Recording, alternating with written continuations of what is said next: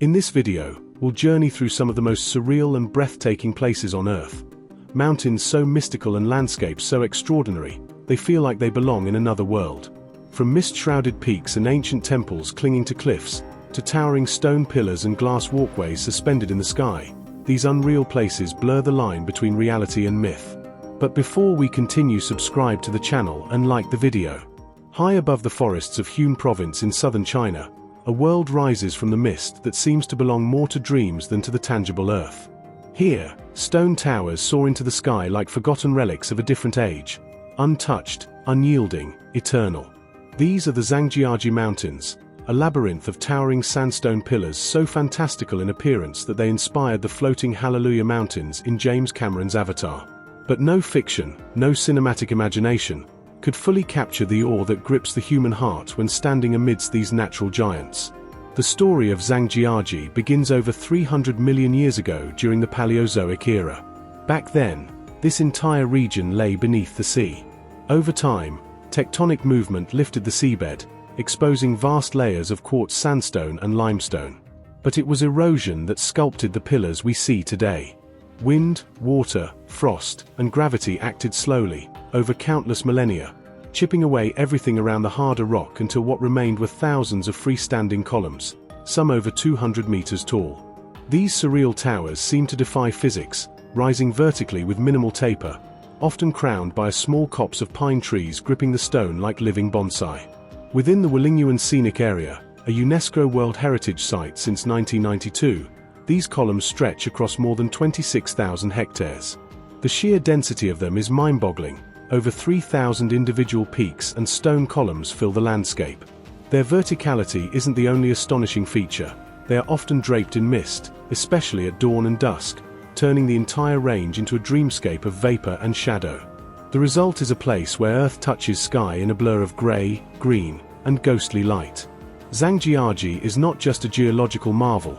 It is deeply woven into Chinese folklore and local spirituality.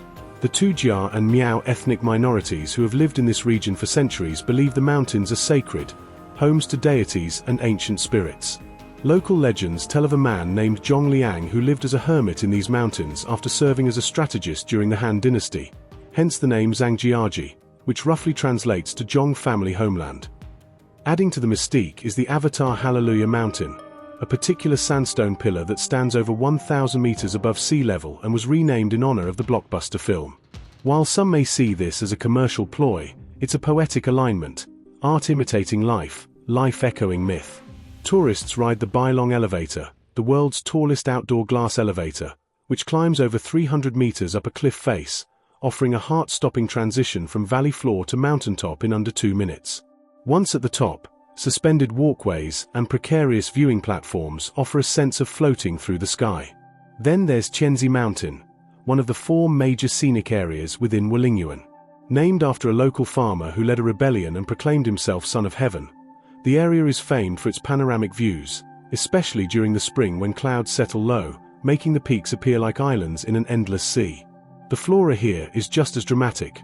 Twisted pine trees and dense bamboo groves cling stubbornly to the cliffs, while rare orchids and mosses add vibrant splashes of color.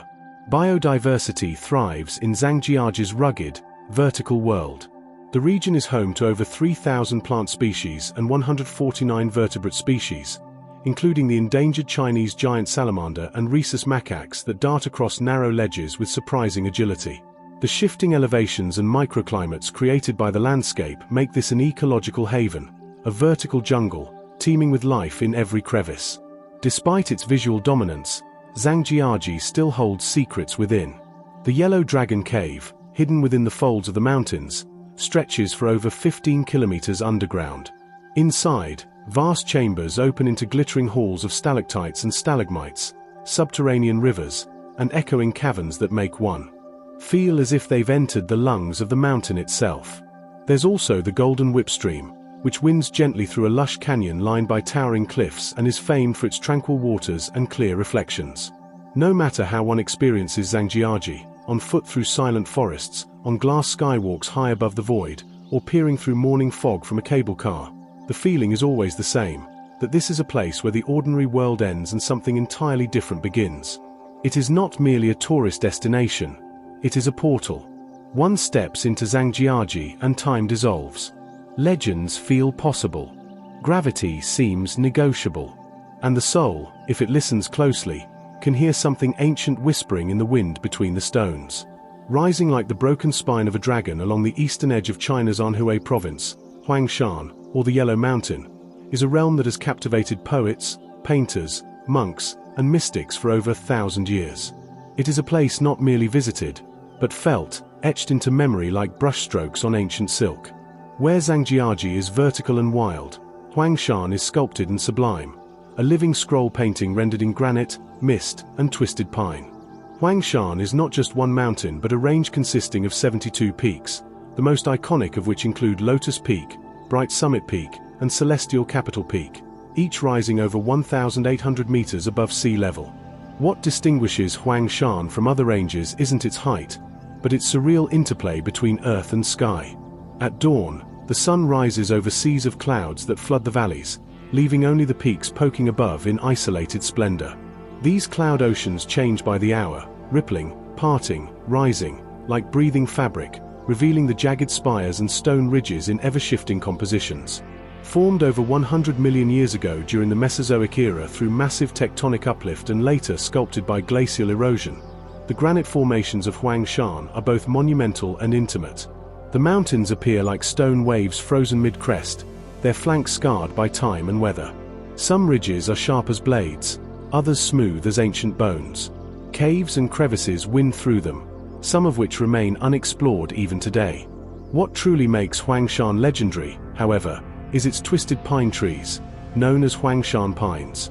These hardy trees, often hundreds of years old, grow out of impossible places. Narrow stone cracks, sheer cliffs, and needle-thin ridges. Shaped by wind, snow, and time, their gnarled limbs stretch horizontally or twist upward in elegant defiance.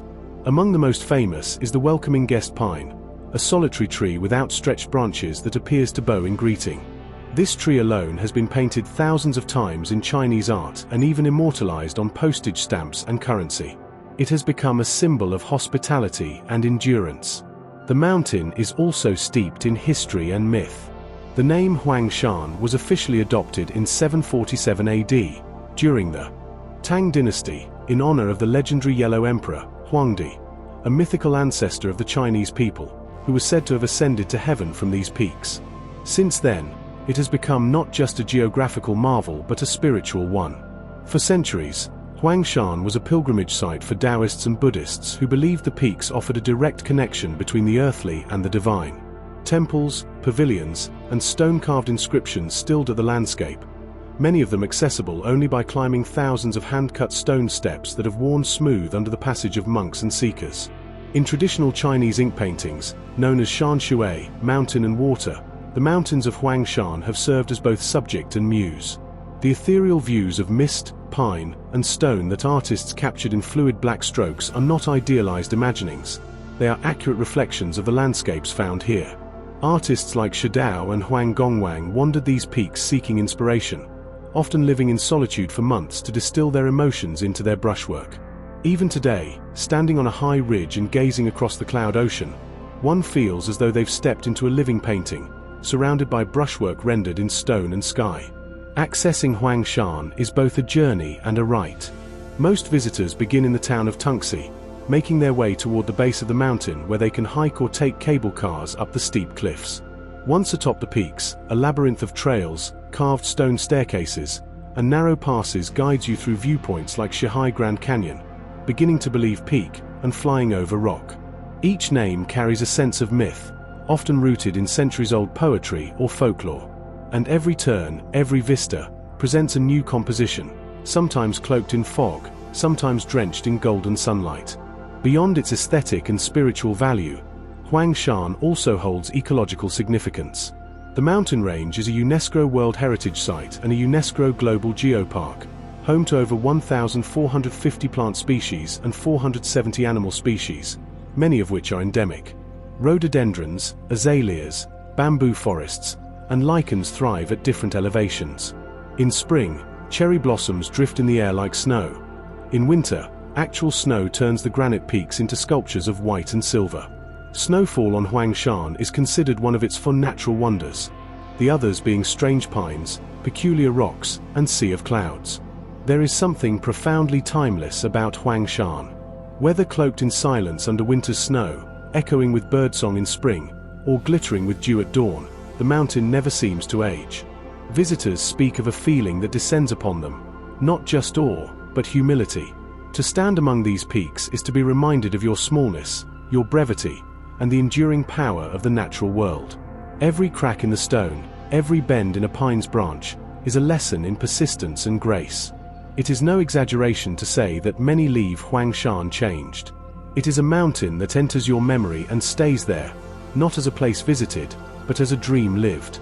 Few other locations in the world blend such aesthetic perfection, geological majesty, and cultural reverence. Huangshan doesn't demand reverence, it draws it from you gently, like mist from a valley. And once you've seen its peaks rising through the sea of clouds, there is no unseeing them. They rise again in your imagination, whenever you close your eyes. Shrouded in mists and mystery, Mount Amei rises out of the fertile plains of Sichuan province like a dream held aloft by clouds. Its slopes are draped in dense forests, its ridges capped with temples that seem to float in the sky, and its spirit anchored in centuries of Buddhist devotion. As one of China's 4 sacred Buddhist mountains, Mount Amei is not merely a geographical formation, it is a living monument to faith, endurance, and nature's serene grandeur. Towering at 3,099 meters, Mount Amei is the highest of the 4 sacred Buddhist mountains. Its summit, known as the Golden Summit, often pierces the thick cloud layers, offering rare moments where one may look out over a billowing white ocean and feel as though the earth has disappeared beneath them. Here, the world is hushed. Winds whisper through ancient pine branches. Bells from distant temples echo across ravines. It is no wonder pilgrims believed the mountain was close to heaven. Mount Amei's significance dates back over 2,000 years, long before Buddhism arrived in China. It was originally a sacred Daoist site, revered for its isolation, natural beauty, and commanding height. But in the 1st century CE, Buddhist monks began to settle here, drawn by the solitude and the opportunity to devote their lives to quiet reflection. Over the centuries, Amei evolved into a spiritual stronghold, closely associated with Samantabhadra, the Bodhisattva of universal benevolence, known for his deep meditative wisdom and boundless compassion. Statues of this revered figure, typically mounted atop a white elephant with 6 tusks, are found throughout the mountain, symbolizing the power of mindfulness and pure intention. The mountain today is home to more than 30 temples and monasteries, each with its own unique character, history, and architectural form. Some nestle within forested hollows, moss-covered and silent, while others cling to cliffsides, their red and gold roofs contrasting against the slate-grey stone. One of the oldest and most venerated is the Baogua Temple, situated near the mountain's base. Originally built during the Ming Dynasty, it serves as the spiritual gateway to Mount Amei, both physically and philosophically. It is here that many pilgrims begin their long ascents, lighting incense, bowing before statues, and gathering strength for the journey ahead. As one climbs, whether on foot or partially by cable car, the mountain reveals itself in layers. The lower slopes are warm and lush, with subtropical plants, bamboo groves, and streams weaving through valleys. The air is filled with birdsong, and in spring, rhododendrons bloom in explosive color. As you move higher, the vegetation shifts to firs and pines twisted by cold winds, the paths often enveloped in fog. Temperatures drop. Silence deepens. At certain elevations, the forest thins, revealing sheer cliffs and sweeping views into the abyss. It is here, amidst the shifting mists, that Mount Amei becomes more than a place. It becomes a state of mind. The physical exhaustion of climbing steep stone steps, thousands upon thousands of them, gives way to something else, a sense of internal quiet, a stripping away of all things unneeded. For centuries, this has been the experience of those who come to the mountain not for tourism, but for insight. Many Buddhist monks historically made their homes in the caves or temples dotting the ridges, spending years or even lifetimes in silent contemplation, seeking enlightenment among the clouds. Perhaps the most unforgettable moment on Mount Amei is the sunrise from the Golden Summit. Travelers rise early, often before 4 a.m., wrapped in blankets against the biting cold, waiting in patient silence. As the first light cracks over the horizon, The clouds below begin to glow with gold and crimson hues. The jagged edges of neighboring peaks emerge from the sea of mist like islands, and slowly, a statue appears. A 48-meter-tall golden statue of Samantabhadra, seated calmly atop his six-tusked elephant. This statue, one of the tallest of its kind in the world, reflects the sun in blinding brilliance, casting long shadows across the clouds. It is a sight that leaves many speechless, as though they've stepped into a realm beyond the earth.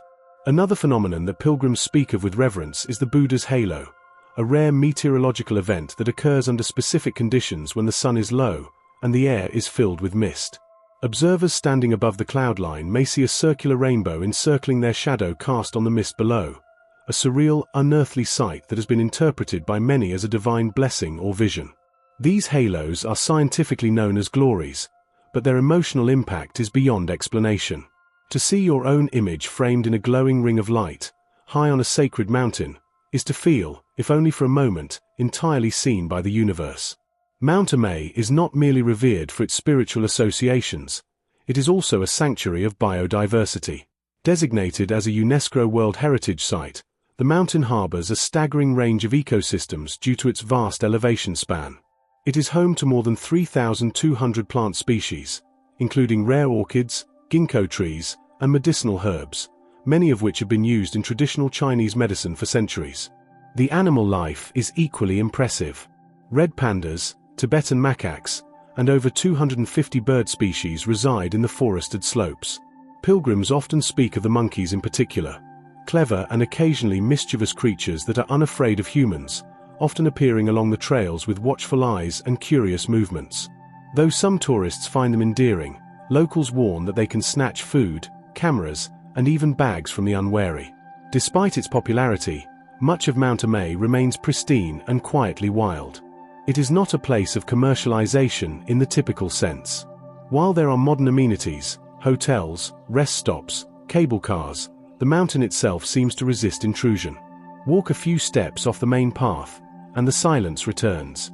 The whisper of wind through pine branches, the faint tolling of a distant bell, the low murmur of chanting from a temple hidden just out of sight. It is a landscape that seems unchanged by time, shaped instead by devotion and patience. Legends abound here, passed down through generations. One such tale tells of a monk who meditated alone in a mountain cave for 20 years, unmoved by heat or snow, sustaining himself only on wild herbs and spring water.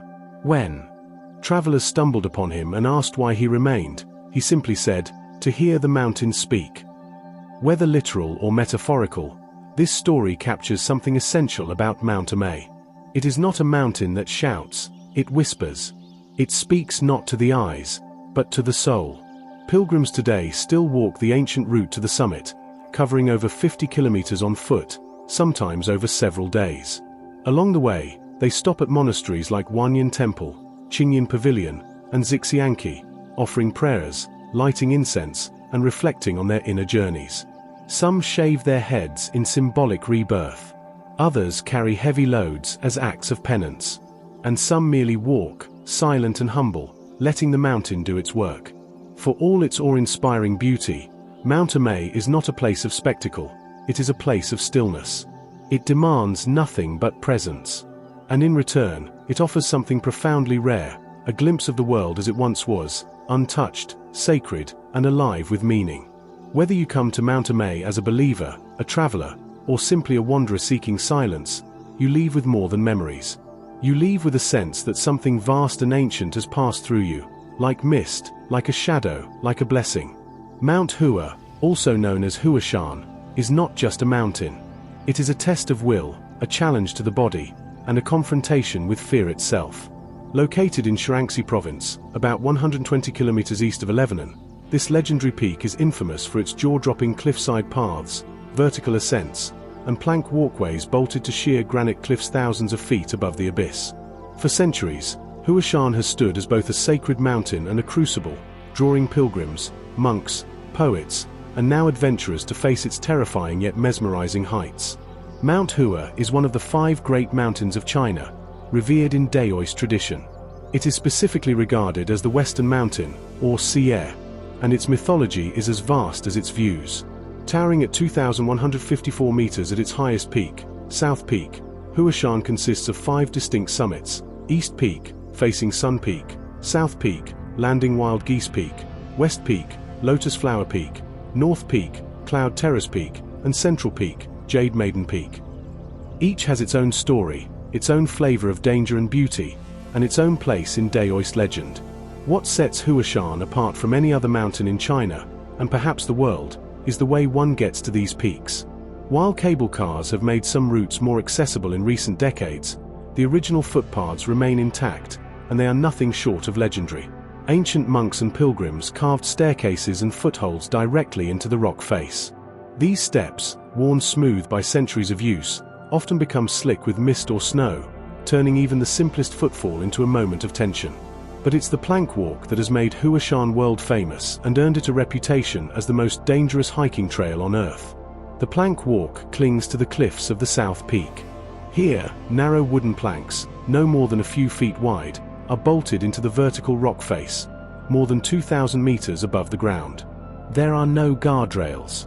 Only metal chains drilled into the rock offer something to hold. Hikers strap themselves into harnesses that clip onto these chains for safety, though originally, there were no harnesses at all.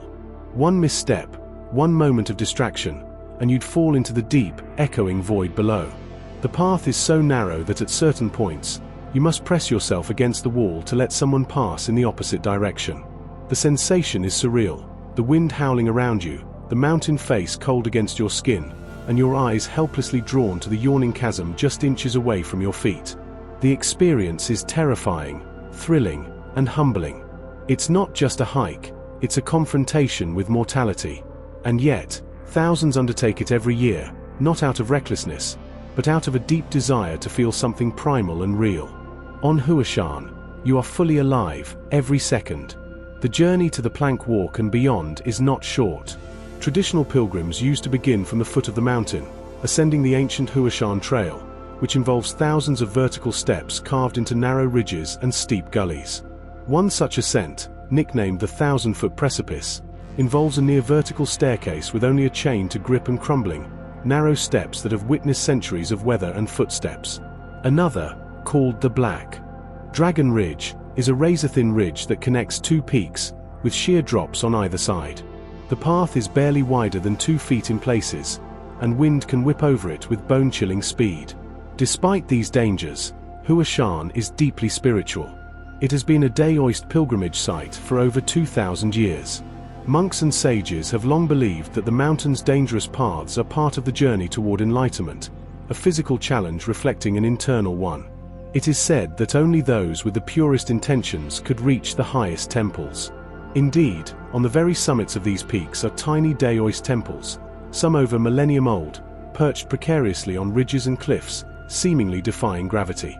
In these temples, incense coils hang thick in the air, flickering candles glow through wooden lattice windows, and the smell of centuries-old wood blends with mountain air.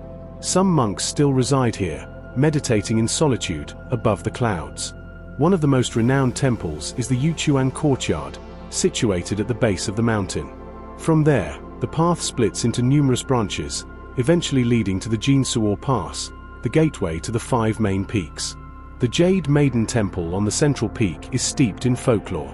Legend tells of a princess who rejected wealth and comfort to live a life of simplicity and meditation on the mountain. Her figure, it's said, still walks the ridges on misty mornings, guarding the path for true seekers. While much of Huashan's fame stems from its perilous paths, its natural beauty is equally unforgettable. The mountain is cloaked in pine forests, azaleas, and wild herbs that cling to even the narrowest ledges. In spring, the slopes burst with color, pink, red, and white blossoms contrasting against the grey rock. In winter, snow dusts the peaks and icicles hang from the temple eaves, turning the whole range into a frozen cathedral. The cloud seas here are perhaps more dramatic than anywhere else in China. Standing on a summit as the sun rises, you may witness waves of fog rolling through the valleys below, while the tips of distant peaks glow gold and crimson. It is a sight that moves even the most hardened traveler to silence. At night, the mountain transforms again. Many travelers begin their climb in the evening to reach the East Peak for sunrise. They carry flashlights and trek in near silence, their beams bouncing off the stone steps. The air grows thinner, colder. Stars emerge above, and the path narrows as the forest recedes into shadow. And then, just before dawn, the sky begins to shift, first grey, then lavender, then orange, and the sun rises over the world as if unveiling it for the first time. Despite the danger, the mountain remains remarkably well preserved. It is a protected scenic area, and conservation efforts have focused on preserving its ancient paths, minimizing tourist impact, and maintaining the balance between access and preservation. There are modern amenities now, hotels on the peaks, cable cars from different entrances, but the essence of Huashan has not been lost. You still feel, with every step, the weight of history, the presence of something greater, and the pull of the unknown. There's a reason why poets and emperors alike have been drawn to Mount Hua. In ancient times, climbing Huashan was considered a heroic act. It wasn't done for pleasure or photographs, but as a spiritual and physical journey, proof of resolve and purity of heart. To reach its summit was to commune with heaven. Today, the reasons may differ, but the effect remains the same. Whether you come for the thrill, the solitude, the view, or the connection to something eternal, Mount Hua leaves its mark. Not just on the body, but on the spirit. You descend the mountain changed. Your legs may tremble from the strain, your lungs may ache from the climb, but your eyes will never forget the feeling of standing on a narrow plank over the void, high above the world, with the sky close enough to touch. Mount Tai, known across China as Taishan, is not merely a mountain, it is a throne of heaven. Towering above the plains of Shandong province, this awe-inspiring peak is perhaps the most sacred of all China's mountains. Unlike the daunting vertical peril of Mount Hua or the mystical remoteness of Mount Amei, Mount Tai exudes a solemn, imperial majesty. It is a place where emperors bowed, where the sky was worshipped, and where stone paths still echo with the footsteps of thousands of years of devotion.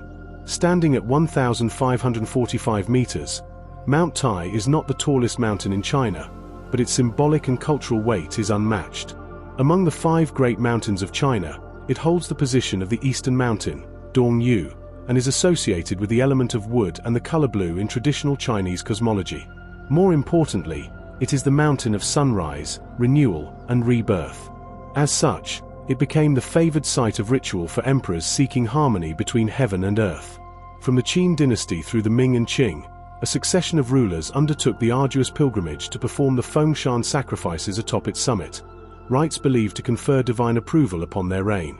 The Fengshan ceremony was the highest possible ritual an emperor could perform, combining offerings to both heaven, Feng, and earth, Shan. According to ancient belief, heaven and earth were the 2 balancing forces of the cosmos, and the emperor, known as the Son of Heaven, acted as their intermediary. Mount Tai, with its commanding position and eastward orientation, was seen as the perfect altar. A successful ritual atop its summit was a declaration not only of imperial legitimacy but also of cosmic harmony. That sense of sacredness remains palpable even today. The ascent up Mount Tai is more than a hike, it is a spiritual procession. The most famous route, known as the Imperial Route, begins at the Red Gate, Hongmen, in the city of Tai'an. From there, a series of over 7,000 stone steps climb steadily through groves of cypress, across ancient bridges, and past carved stone tablets until they reach the summit. These steps are not modern constructs.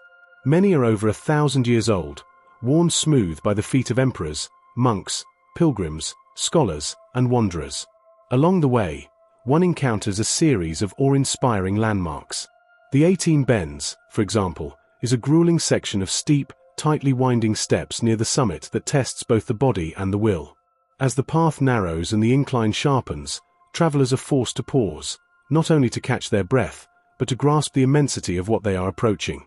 Scattered throughout the route are stone steles and calligraphic carvings, engraved with poems, prayers, and imperial proclamations. These inscriptions, numbering in the hundreds, are works of art in themselves, showcasing calligraphy from the Han Dynasty to the Qing. They are the echoes of those who came before, etched in granite for eternity. Temples line the route like sacred stations. One of the most significant is the Dai Temple, located at the mountain's base. This vast complex, dating back to the Han Dynasty, was the ritual starting point for emperors before ascending to the summit. Within its walls is the Qianquang Hall, where emperors would prepare spiritually for the climb ahead. The temple grounds are filled with ancient cypress trees, some over millennium old, standing like silent sentinels bearing witness to history. Higher up, the mid-heaven gate marks a key threshold, the transition from the earthly realm to the heavenly ascent. Here, the air grows cooler, the forest thinner, and the light more diffuse. As one moves past the south gate to heaven, the final push to the summit begins. Those who reach the Jade Emperor Peak, the highest point on the mountain, are greeted not just by views of misty valleys and distant cities, but by the Temple of the Jade Emperor, a structure dedicated to the supreme deity in Daoist cosmology. From its perch, the temple seems to hover above the clouds, the incense smoke drifting into the sky as if carrying the prayers of generations upward. Perhaps the most famous experience on Mount Tai is witnessing the sunrise from the summit. To do so, many travelers ascend in the dead of night, using headlamps or lanterns to light the ancient path. In the hours before dawn, the mountain is cloaked in silence, broken only by the occasional hoot of an owl or the crunch of gravel underfoot. Then, as the eastern horizon begins to glow, the summit comes alive. Hundreds gather in hushed reverence, huddled in coats, watching as the sun breaks free from the clouds, gilding the sky in orange and gold. In that moment, standing above the world, the connection between past and present becomes tangible. One can almost hear the whispers of long-gone emperors, monks, and poets who stood in that very spot, seeking the same light, the same renewal. Though Mount Tai is steeped in Daoist and Confucian traditions, it is a place of convergence, of philosophies, religions, and dreams. It is said that Confucius himself once climbed the mountain and, upon reaching the summit, declared, "The world is small." This saying is still carved into the rocks of the mountain, a testament to the view that filled even the great philosopher with awe. Buddhism, too, left its mark here. Temples such as Puzhou Temple and Guandi Temple reflect the mountain's spiritual plurality. Taoism, Confucianism, and Buddhism each have their place on Taishan, coexisting as they have for centuries in the broader Chinese landscape. The mountain was seen as so central to the nation's cosmic structure that it became a metaphor for permanence and greatness. To say something is as stable as Mount Tai is to declare its unshakable foundation. Mount Tai's natural beauty is no less arresting than its historical or spiritual significance. Despite heavy foot traffic, conservation efforts have kept much of the mountain pristine. Pine trees, their branches twisted by wind and time, line the ridges. Rock outcrops jut dramatically into space. In spring and summer, wildflowers bloom along the trails, while in autumn, maples ignite the slopes in red and orange fire. Winter brings a different kind of beauty: snow-blanketed peaks, frozen waterfalls, and icicles hanging from temple eaves. Today, Taishan remains a UNESCO World Heritage Site and a UNESCO Global Geopark, a dual recognition of both its cultural and geological importance. Despite the development of cable cars and modern tourism infrastructure, the mountain has retained its solemn atmosphere. Many still choose the traditional path, climbing step by step, driven not just by physical effort, but by reverence. For them, each step is a prayer, each breath a communion with history. The impact of Mount Tai on Chinese civilization cannot be overstated. It is more than a mountain. It is a symbol of unity, strength, and continuity. It connects the heavens and the earth, the past and the present, the mortal and the divine. Even in today's fast-moving world, it remains a place where time slows, where silence speaks, and where the sunrise still holds the promise of something greater. To ascend Mount Tai is to ascend into the heart of China's cultural soul. And once you have stood at its summit and watched the world emerge from darkness into light, it becomes a part of you, a memory carved in stone and sky. Rising with quiet authority from the rugged heart of Shaanxi Province, Mount Wutai is more than just a mountain. It is a spiritual realm in motion, a living mandala of sacred peaks, ancient temples, and timeless devotion. Among China's 4 sacred Buddhist mountains, Mount Wutai, meaning 5-terrace mountain, is considered the most austere and profound, revered as the earthly domain of Manjushri, the Bodhisattva of wisdom. Pilgrims have been journeying here for centuries, crossing great distances and enduring physical hardship to reach this sanctuary in search of clarity, enlightenment, and inner peace. Mount Wutai is named for its 5 flat-topped peaks: north, south, east, west, and central, each rising above 3,000 meters. The tallest, North Peak, reaches 3,061 meters, making it the highest among China's sacred Buddhist mountains. These peaks, bare and stark, are arranged in a unique symmetry that some see as reflecting the five wisdoms of the Mahayana Buddhist tradition. Their presence dominates the horizon, even as they rest silently under a blanket of clouds or snow. In contrast to the lush forests of Mount Amei or the sheer cliffs of Mount Hua, Wutai's summits are open and treeless, giving the mountain a sense of solemn exposure, as if nothing is hidden here, not even the soul. The landscape around Mount Wutai is both rugged and refined. Deep valleys, terraced ridges, and meandering rivers form the natural body of the mountain, while scattered across it are over 40 major temples and hundreds of smaller shrines and hermitages. Some are bustling centers of religious life, others cling to remote ridges or nestle into quiet groves, accessible only by footpaths known mainly to the monks who keep them. At the center of it all is Tai Huai Town, the historical and spiritual core of the mountain. It sits in a natural basin between the five peaks and has long served as the base for pilgrims and visitors alike. From here, the main temple circuit begins, a loop that includes the most sacred and storied of Wutai's temples, each rich with symbolism and history.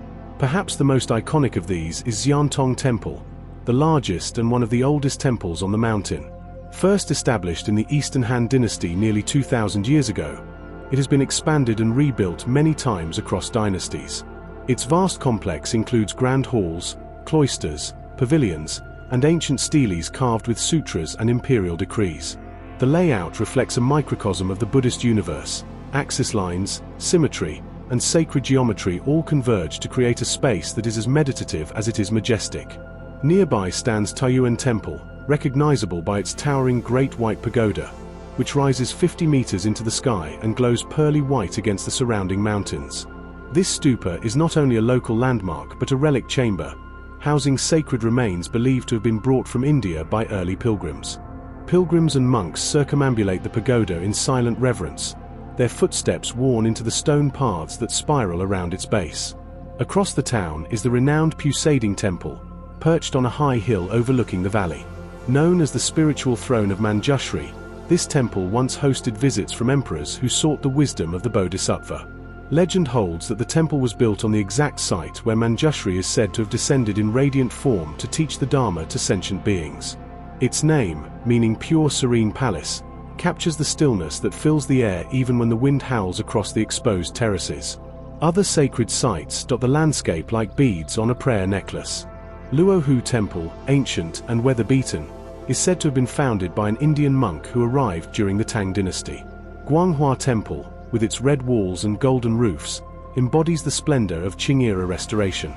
And Xuxiang Temple, unique for its enormous clay statue of Manjushri riding a lion, reflects the Buddhist principle that wisdom must be both fearless and compassionate. Beyond their religious significance, these temples are also architectural treasures.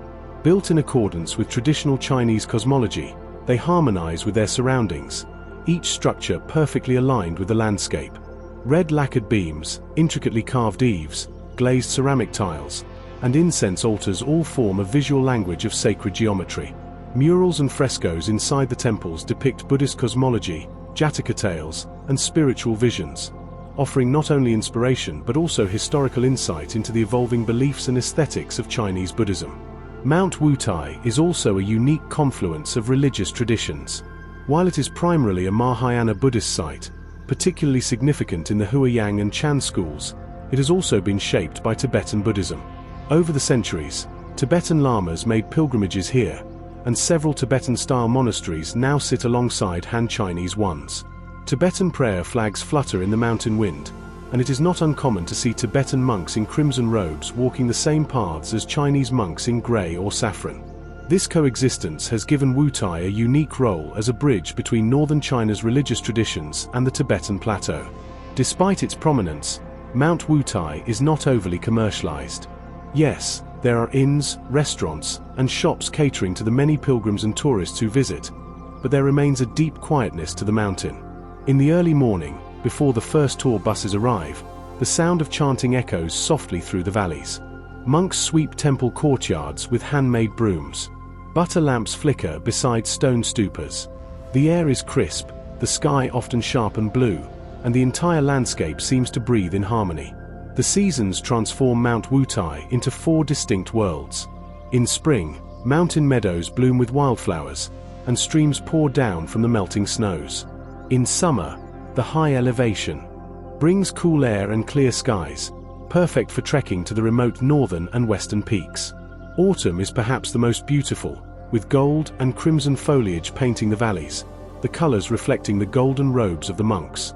In winter, the mountain is blanketed in snow, the temples nearly deserted save for resident monks, the world reduced to white and silence. For many, this is the most profound time to visit, the mountain laid bare, stripped of distractions, echoing only with the hum of inner thought. Climbing to the peaks of Mount Wutai is both a physical and metaphysical endeavor.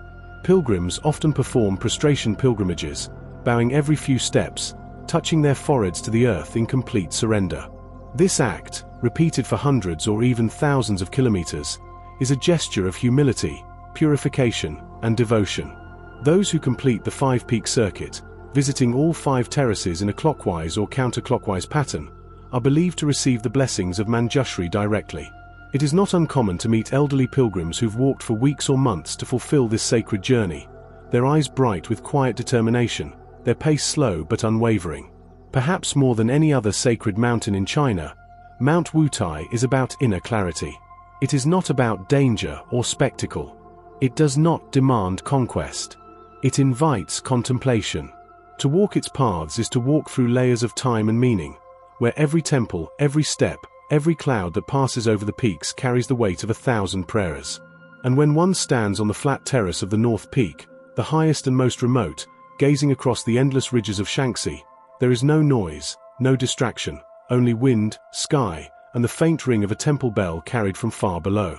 In that moment, the mind empties, the heart listens, and perhaps, if you are quiet enough, you'll hear what generations of monks, seekers, and sages have heard here. Not a voice, but a presence, a still, enduring wisdom that the world cannot shake. Tucked within the verdant embrace of southern Anhui province, Mount Zhohua rises not as a spectacle of vertical peril nor as an imperial altar to the heavens, but as a sanctuary of quiet devotion and unshakable peace. Of China's 4 sacred Buddhist mountains, Zhohua is the most intimately tied to compassion, representing the earthly abode of Kitagaba, known in Chinese as Dazang, the bodhisattva of great vows and protector of the underworld. This bodhisattva, cloaked in serenity and humility, pledged to rescue all beings from suffering before entering nirvana himself. His vow echoes through every path and temple on Zhohua's slopes, drawing pilgrims, monks, and travelers who seek not grandeur, but grace. Mount Zhohua translates literally to 9 glorious peaks, a name inspired by the appearance of 9 distinct summits that resemble lotus petals when viewed from a distance. The highest, Shawang Peak, rises to 1,342 meters. Not exceptionally tall, but height here is irrelevant. What matters is the profound sense of stillness that permeates the landscape. The air, cool and moist from the surrounding forests, carries the scent of pine needles, incense smoke, and mountain springs. In the early morning, mists cling low to the ground, wrapping the temples in veils of silver, creating the impression not of solid structures but of floating sanctuaries held aloft by prayer. The mountain's history as a Buddhist site stretches back more than 1,300 years. During the Tang dynasty, a Korean prince named Kim Chaokyu arrived in China seeking enlightenment. Drawn by the tranquil beauty of Zhohua, he renounced his royal title, became a monk, and devoted his life to meditation and service in one of the mountain's caves. He eventually died at the age of 99, and when his body was exhumed, it was found to be miraculously intact, untouched by decay. This was taken as a divine sign that he had achieved sainthood and was in fact an earthly manifestation of Dazang Bodhisattva himself. Since then, Mount Zhohua has become the principal site for the veneration of Dazang, and many devout believers come here not just to pray, but to dedicate their entire lives to the teachings of compassion, endurance, and selfless love. Today, more than 80 temples and monastic complexes are scattered across the mountain slopes, connected by winding stone stairways and forest paths. Some are grand and glittering, others are tiny hermitages clinging to cliffs, their wooden beams bleached by time and weather. These temples are not just structures, they are living vessels of devotion, many of them inhabited by monks and nuns who carry out daily rituals, chant sutras, and tend to the ancient buildings with reverent care. The most prominent temple is the Huacheng Temple, often considered the spiritual heart of Mount Zhohua. Built during the Tang dynasty, this is where the Korean prince lived, meditated, and eventually passed away. The flesh body hall, within this temple, enshrines his mummified body in a glass case. Despite the centuries that have passed, the body remains remarkably preserved, and visitors come from across the world to bow before it in silent respect. The hall is dimly lit, its walls lined with murals depicting Dazang's many vows and acts of compassion. The air is thick with incense, and soft chanting echoes from neighboring rooms, creating a timeless atmosphere that blurs the line between the physical and spiritual. Higher up the mountain, the Qiantai Peak offers sweeping views of the surrounding valleys and forests, but getting there is no small feat. Pilgrims often climb thousands of steep, narrow steps, many of them barefoot or on their knees, as an act of penance or devotion. Those who reach the top are rewarded with the Qiantai Temple, a small yet powerful structure perched above the clouds, where monks perform sunrise rituals as the first rays of light touch the earth. Standing here, with the wind brushing past and bells softly tolling in the distance, one begins to understand why this place has drawn seekers for over a millennium. It is not just the view, but the energy, the overwhelming sense of being in a space where silence holds more meaning than speech. Another renowned site is the Baisui Palace, built into the side of a cliff and famous for housing the incorruptible body of another monk who devoted his life to emulating Dazang's teachings.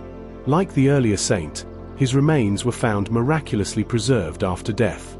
These flesh-body bodhisattvas, as they are called, are rare in Chinese Buddhism and are seen as embodiments of spiritual accomplishment and ultimate compassion. Their continued presence on the mountain reinforces the sacredness of Zhohua, not just as a site of pilgrimage, but as a realm where the boundary between the mortal and the divine dissolves. The architecture of Mount Zhohua's temples ranges from grand, multi-tiered complexes with dragon-tiled roofs and golden halls to modest wooden shrines nestled in the forest. Many of the temples are decorated with intricate carvings of lotus flowers, guardian lions, and depictions of Dazang holding his signature chakra staff and wish-fulfilling jewel. These symbols represent his vow to guide lost souls and to light the path through darkness. Inside the temples, the smell of sandalwood and camphor fills the air. Butter lamps flicker before statues of Dazang, and monks can often be seen reciting sutras or sweeping courtyards, their movements unhurried, their presence meditative.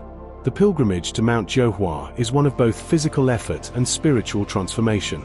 Some pilgrims perform the journey over several days, sleeping in monasteries, taking part in communal meals, and joining monks in daily meditation.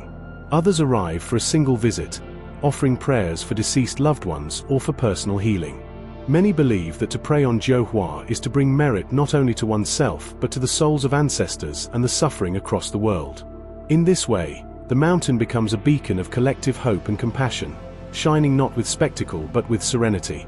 Despite the mountain's religious importance, it is also recognized as a site of natural beauty and ecological significance. The forests that cloak its slopes are filled with ancient trees, rare herbs, and delicate flowers, many of which are used in traditional medicine. Streams and waterfalls descend through moss-covered rocks, and the calls of birds echo through the valleys. In spring, the mountain is cloaked in vibrant green. In autumn, the forests burst into gold and crimson.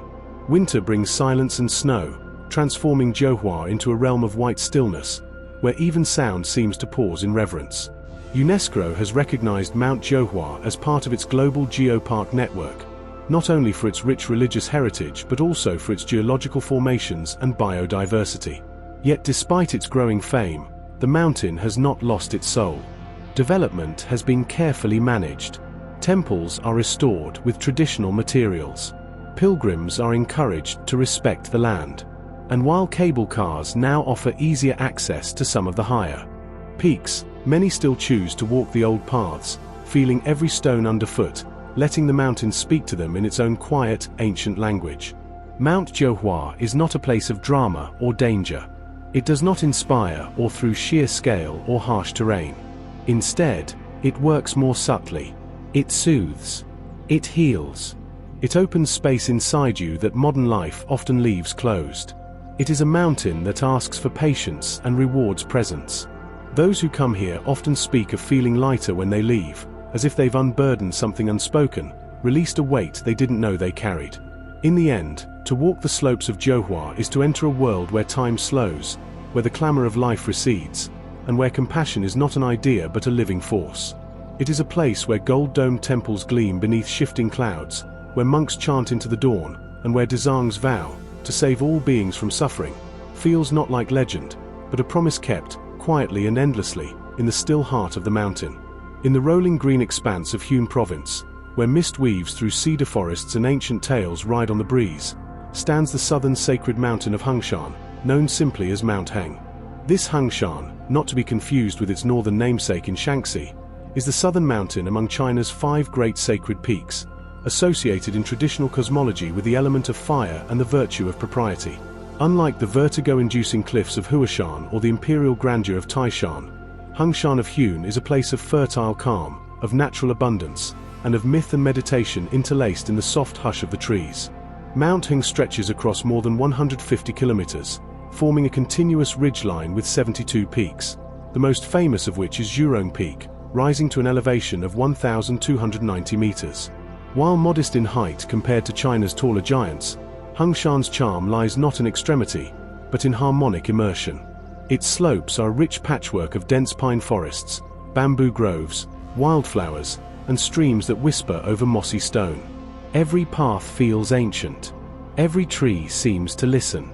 The mountain's deep spiritual roots stretch back over 2,000 years, with Daoi stand. Buddhist traditions both taking hold here, layering their philosophies and rituals into the terrain. Hengshan was believed to be the abode of Zhurong, the ancient Chinese god of fire, whose name was later adopted by a famous hermit who lived atop the peak that now bears the same title. The mountain, in Daoist cosmology, is the yang counterpart to the yin of the northern Hengshan in Shaanxi. Together, they represent balance, the eternal dance of fire and water, heat and cool, impulse and reflection. As one ascends Mount Heng, the landscape subtly transforms, shifting in elevation, tone, and spiritual presence. The lower reaches of the mountain are dotted with villages and orchards, their stone cottages blending seamlessly into the terrain. Small roadside temples peek out from beneath tree canopies, many with incense gently curling upward, watched over by aged caretakers sweeping courtyards with handmade brooms. Among the many sacred structures on the mountain, the Nanyu Grand Temple, Nanyu Damiao, stands out in both size and significance. Located at the foot of Mount Heng in the city of Hungyong, this is the largest ancient complex on any of the 5 sacred mountains and a masterpiece of Ming and Qing dynasty architecture. The temple, sprawling over more than 100,000 square meters, mirrors the layout of the Forbidden City in Beijing, complete with palatial halls, symmetrical courtyards, and richly decorated gates. It honors not only Zhurong and Daoist deities, but also Buddhist bodhisattvas and Confucian sages, making it a rare example of China's 3 great philosophies, Taoism, Buddhism, and Confucianism, coexisting under one roof. From the temple's rear gates, the pilgrimage trail begins in earnest. Pilgrims and travelers ascend a series of stone-paved paths that wind gradually into the mountain's heart. Unlike the jagged, cliff-hugging trails of Huashan or the relentless staircases of Taishan, the trails of Hengshan meander gently through shaded forests, passing ancient stone tablets, hidden springs, and prayer shrines tucked beneath outcroppings of rock. These paths are not just a route to a summit, they are a meditative passage, encouraging contemplation with each step. Halfway up the ascent stands the Fuyan Temple, an important Buddhist site nestled within a grove of towering trees. This temple, believed to have been built during the Tang dynasty, is particularly noted for its tranquility. Here, the wind passes quietly through ancient pine needles, and monks can be seen performing morning chants in harmony with the rhythms of nature. Pilgrims often stop here to light incense and rest before continuing to the upper ridges. In spring, the temple grounds bloom with cherry blossoms. In autumn, leaves carpet the courtyard in a symphony of red and gold. Continuing upward, one reaches Zhurong Temple, perched just below the summit of Zhurong Peak. This humble yet powerful temple is dedicated to the fire deity from whom the peak takes its name. According to legend, Zhurong once lit the mountain aflame with celestial fire to cleanse the world of corruption and chaos. Today, the only fire is that of devotion, the flicker of lamps in the darkened interior, and the silent flame of reverence in the hearts of visitors. On the temple's outer walls, faded murals tell stories of immortals, sages, and guardians who once traversed the heavens above Hengshan, using the mountain as their gateway. From Zhurong Temple, the final push to the summit is relatively short but steep. As one nears the peak, the forest opens up, revealing sweeping vistas of the surrounding countryside. Fields stretching endlessly to the south, rivers curling like silver ribbons across the land, and distant ranges veiled in haze. The top of Zhurong Peak is often shrouded in cloud, adding to its mystique. Those who arrive before dawn may witness the mountain's most sacred moment, the sunrise over Hune's green sea of hills, casting a golden glow over temple roofs and lighting the mist like a halo. For many, this moment is not just beautiful, it's transformative. Hongshan's cultural mythology is as lush as its forests. It is said that immortals once trained in swordplay here, and that dragons rest beneath its lakes. Local stories speak of travelers who came to the mountain in despair and left healed, their hearts calmed by the sound of wind in the trees and the distant tolling of temple bells. Scholars from the Tang and Song dynasties wrote poems and essays praising Hongshan's harmonious blend of earth and spirit, its ability to cradle both the mortal and the divine. Indeed, many Chinese poets and philosophers have found inspiration on this mountain. The legendary calligrapher Yang Zhenqing once carved stanzas into the stone walls along the trail. The Song dynasty poet Su Shi wrote of Hongshan's music of silence, a description still apt today. Unlike the grandeur of other sacred peaks, Hongshan does not shout its presence. It whispers, drawing visitors into its rhythm, encouraging them to listen, not just to the mountain, but to themselves. While many sacred mountains in China are now bustling tourist hubs, Hongshan has retained a remarkable sense of authenticity. Though modern cable cars and paved roads exist, they do not dominate the experience. Much of the mountain is still best explored on foot, and its many temples, while open to tourists, remain working monastic centers where real spiritual practice continues. Local monks and nuns can be seen tending gardens, copying sutras, or meditating in the early light. This continuity gives Mount Heng a feeling of living tradition, where the sacred is not a historical relic but a present reality. Seasonally, Hongshan is ever-changing. In spring, the lower forests erupt in green, and trails are lined with blooming magnolias. Summer brings cool breezes to the shaded paths and afternoon rain that rolls through the valleys like a curtain. Autumn is perhaps the most vivid time to visit, with the slopes ablaze in color and the air crisp and clear. And in winter, snow sometimes dusts the higher peaks, casting a hush over the temples and turning stone staircases into slippery, enchanted ladders. Whether you are a pilgrim seeking wisdom, a traveler yearning for beauty, or a wanderer in search of stillness, Mount Heng of Hune offers something that no photograph can fully capture: the gentle power of a mountain that does not need to impress to inspire. Its peace is not loud, but deep. Its strength is not in cliffs, but in calm. To walk its paths is to step into a myth that still lives, breathing quietly beneath the leaves, beside the altars, and in the echo of each footfall upon the stone. In the windswept heart of northern Shaanxi province, surrounded by dry riverbeds, rolling hills, and echoes of imperial armies, rises the other Mount Heng, the northern sacred mountain, often overshadowed by its southern counterpart in Hune but no less profound in cultural weight. Known locally as Beiyu Hongshan, this mountain stands as the northern guardian in the ancient cosmological system of China's 5 great mountains. Associated with the element of water and the virtue of wisdom, this Hongshan is a place of strategic power, historical echoes, and enduring reverence, where jagged cliffs hide ancient temples and where each crag whispers stories of kings, monks, and warriors. Unlike the lush and humid forests of southern Hongshan, Beiyu Hongshan is raw and stark, its terrain carved by centuries of exposure to arid winds and sudden snowfall. Its main peak, Qianfeng Peak, rises to an elevation of 2,017 meters, making it the highest of the 5 great sacred mountains. Here, nature is harsher, more elemental.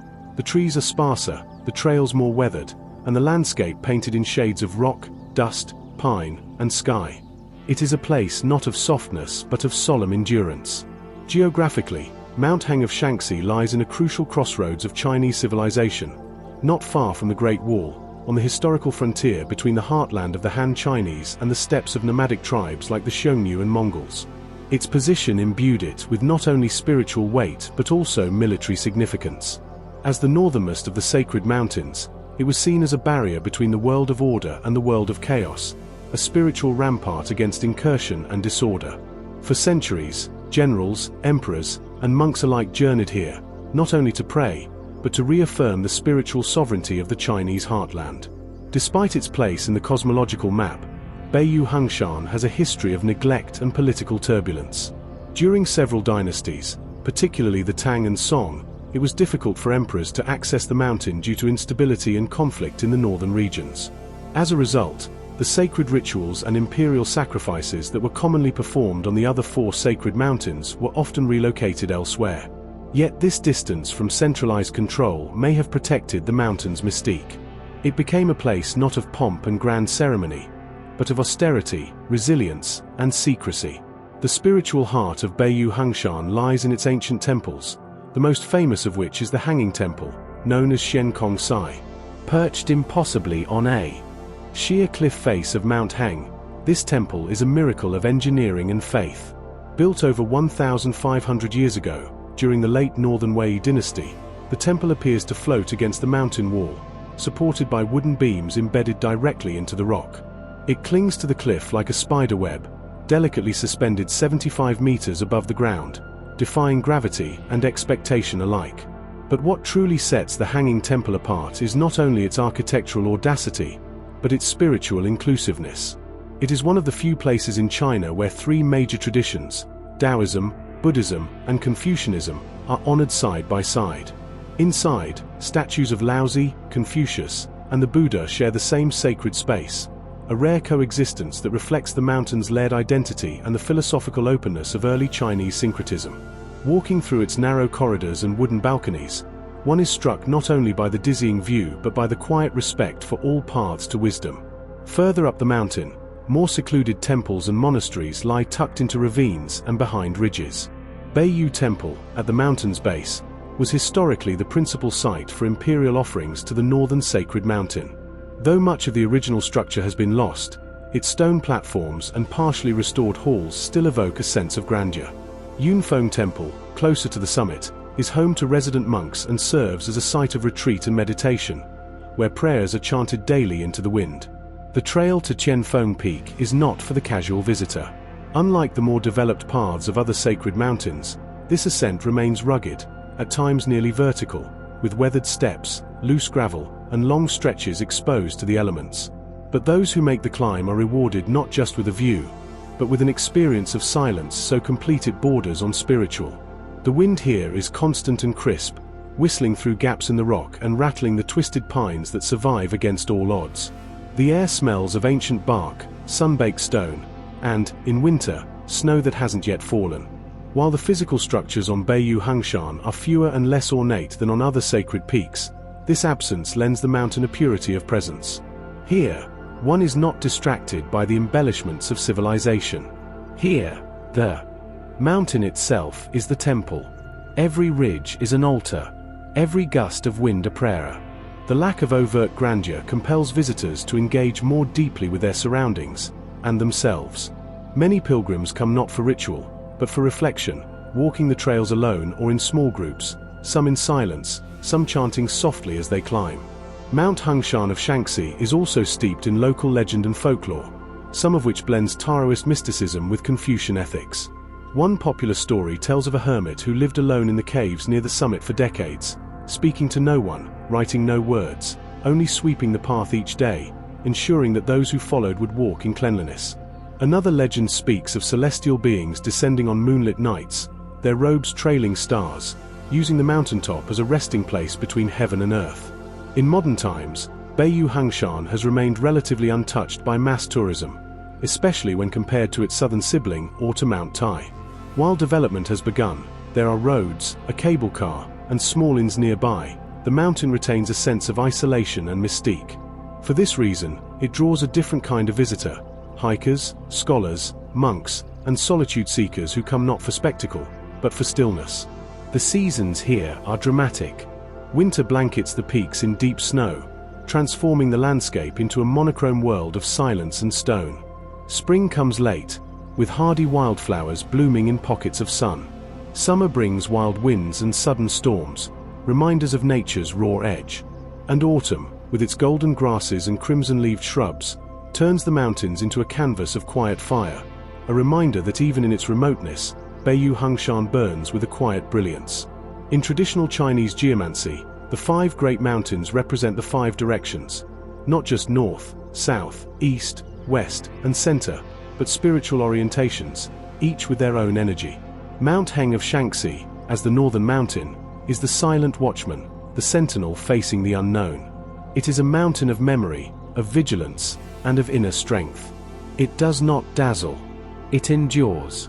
To climb it is to touch a place that time forgot, not because it was unimportant, but because it was too important to be disturbed. It is the mountain that watches from the north, its eyes steady, its face calm, its heart hidden deep within stone. And those who stand upon its summit, in wind or snow or golden light, know that they are not alone. They are standing with emperors, warriors, hermits, and sages, each of whom, across centuries, has looked out from these heights and found, in the vast silence, something worth carrying back down into the world below. High in the northwestern reaches of Yunnan province, where the air thins and the land begins to rise into the sky, stands the haunting and unspoiled beauty of Meili Snow Mountain, known to Tibetan locals as Kawa Gabo. This towering massif, with its jagged white ridges and perpetually veiled summits, is not only the tallest peak in Yunnan, but also one of the most sacred in all of Tibetan Buddhism. It is not merely a mountain, it is a deity, a divine presence in the form of stone and snow, cloaked in mist and mystery. Pilgrims come here not to conquer it, but to revere it. And climbers who dare attempt it are reminded, again and again, that this is a mountain that refuses to be touched. Kawa Gabo is the crown jewel of the Meili Snow Mountain Range, which stretches along the border of Yunnan and Tibet, marking a dramatic geological collision where the Hengduan Mountains rise and twist as if pushed by the very hand of the earth.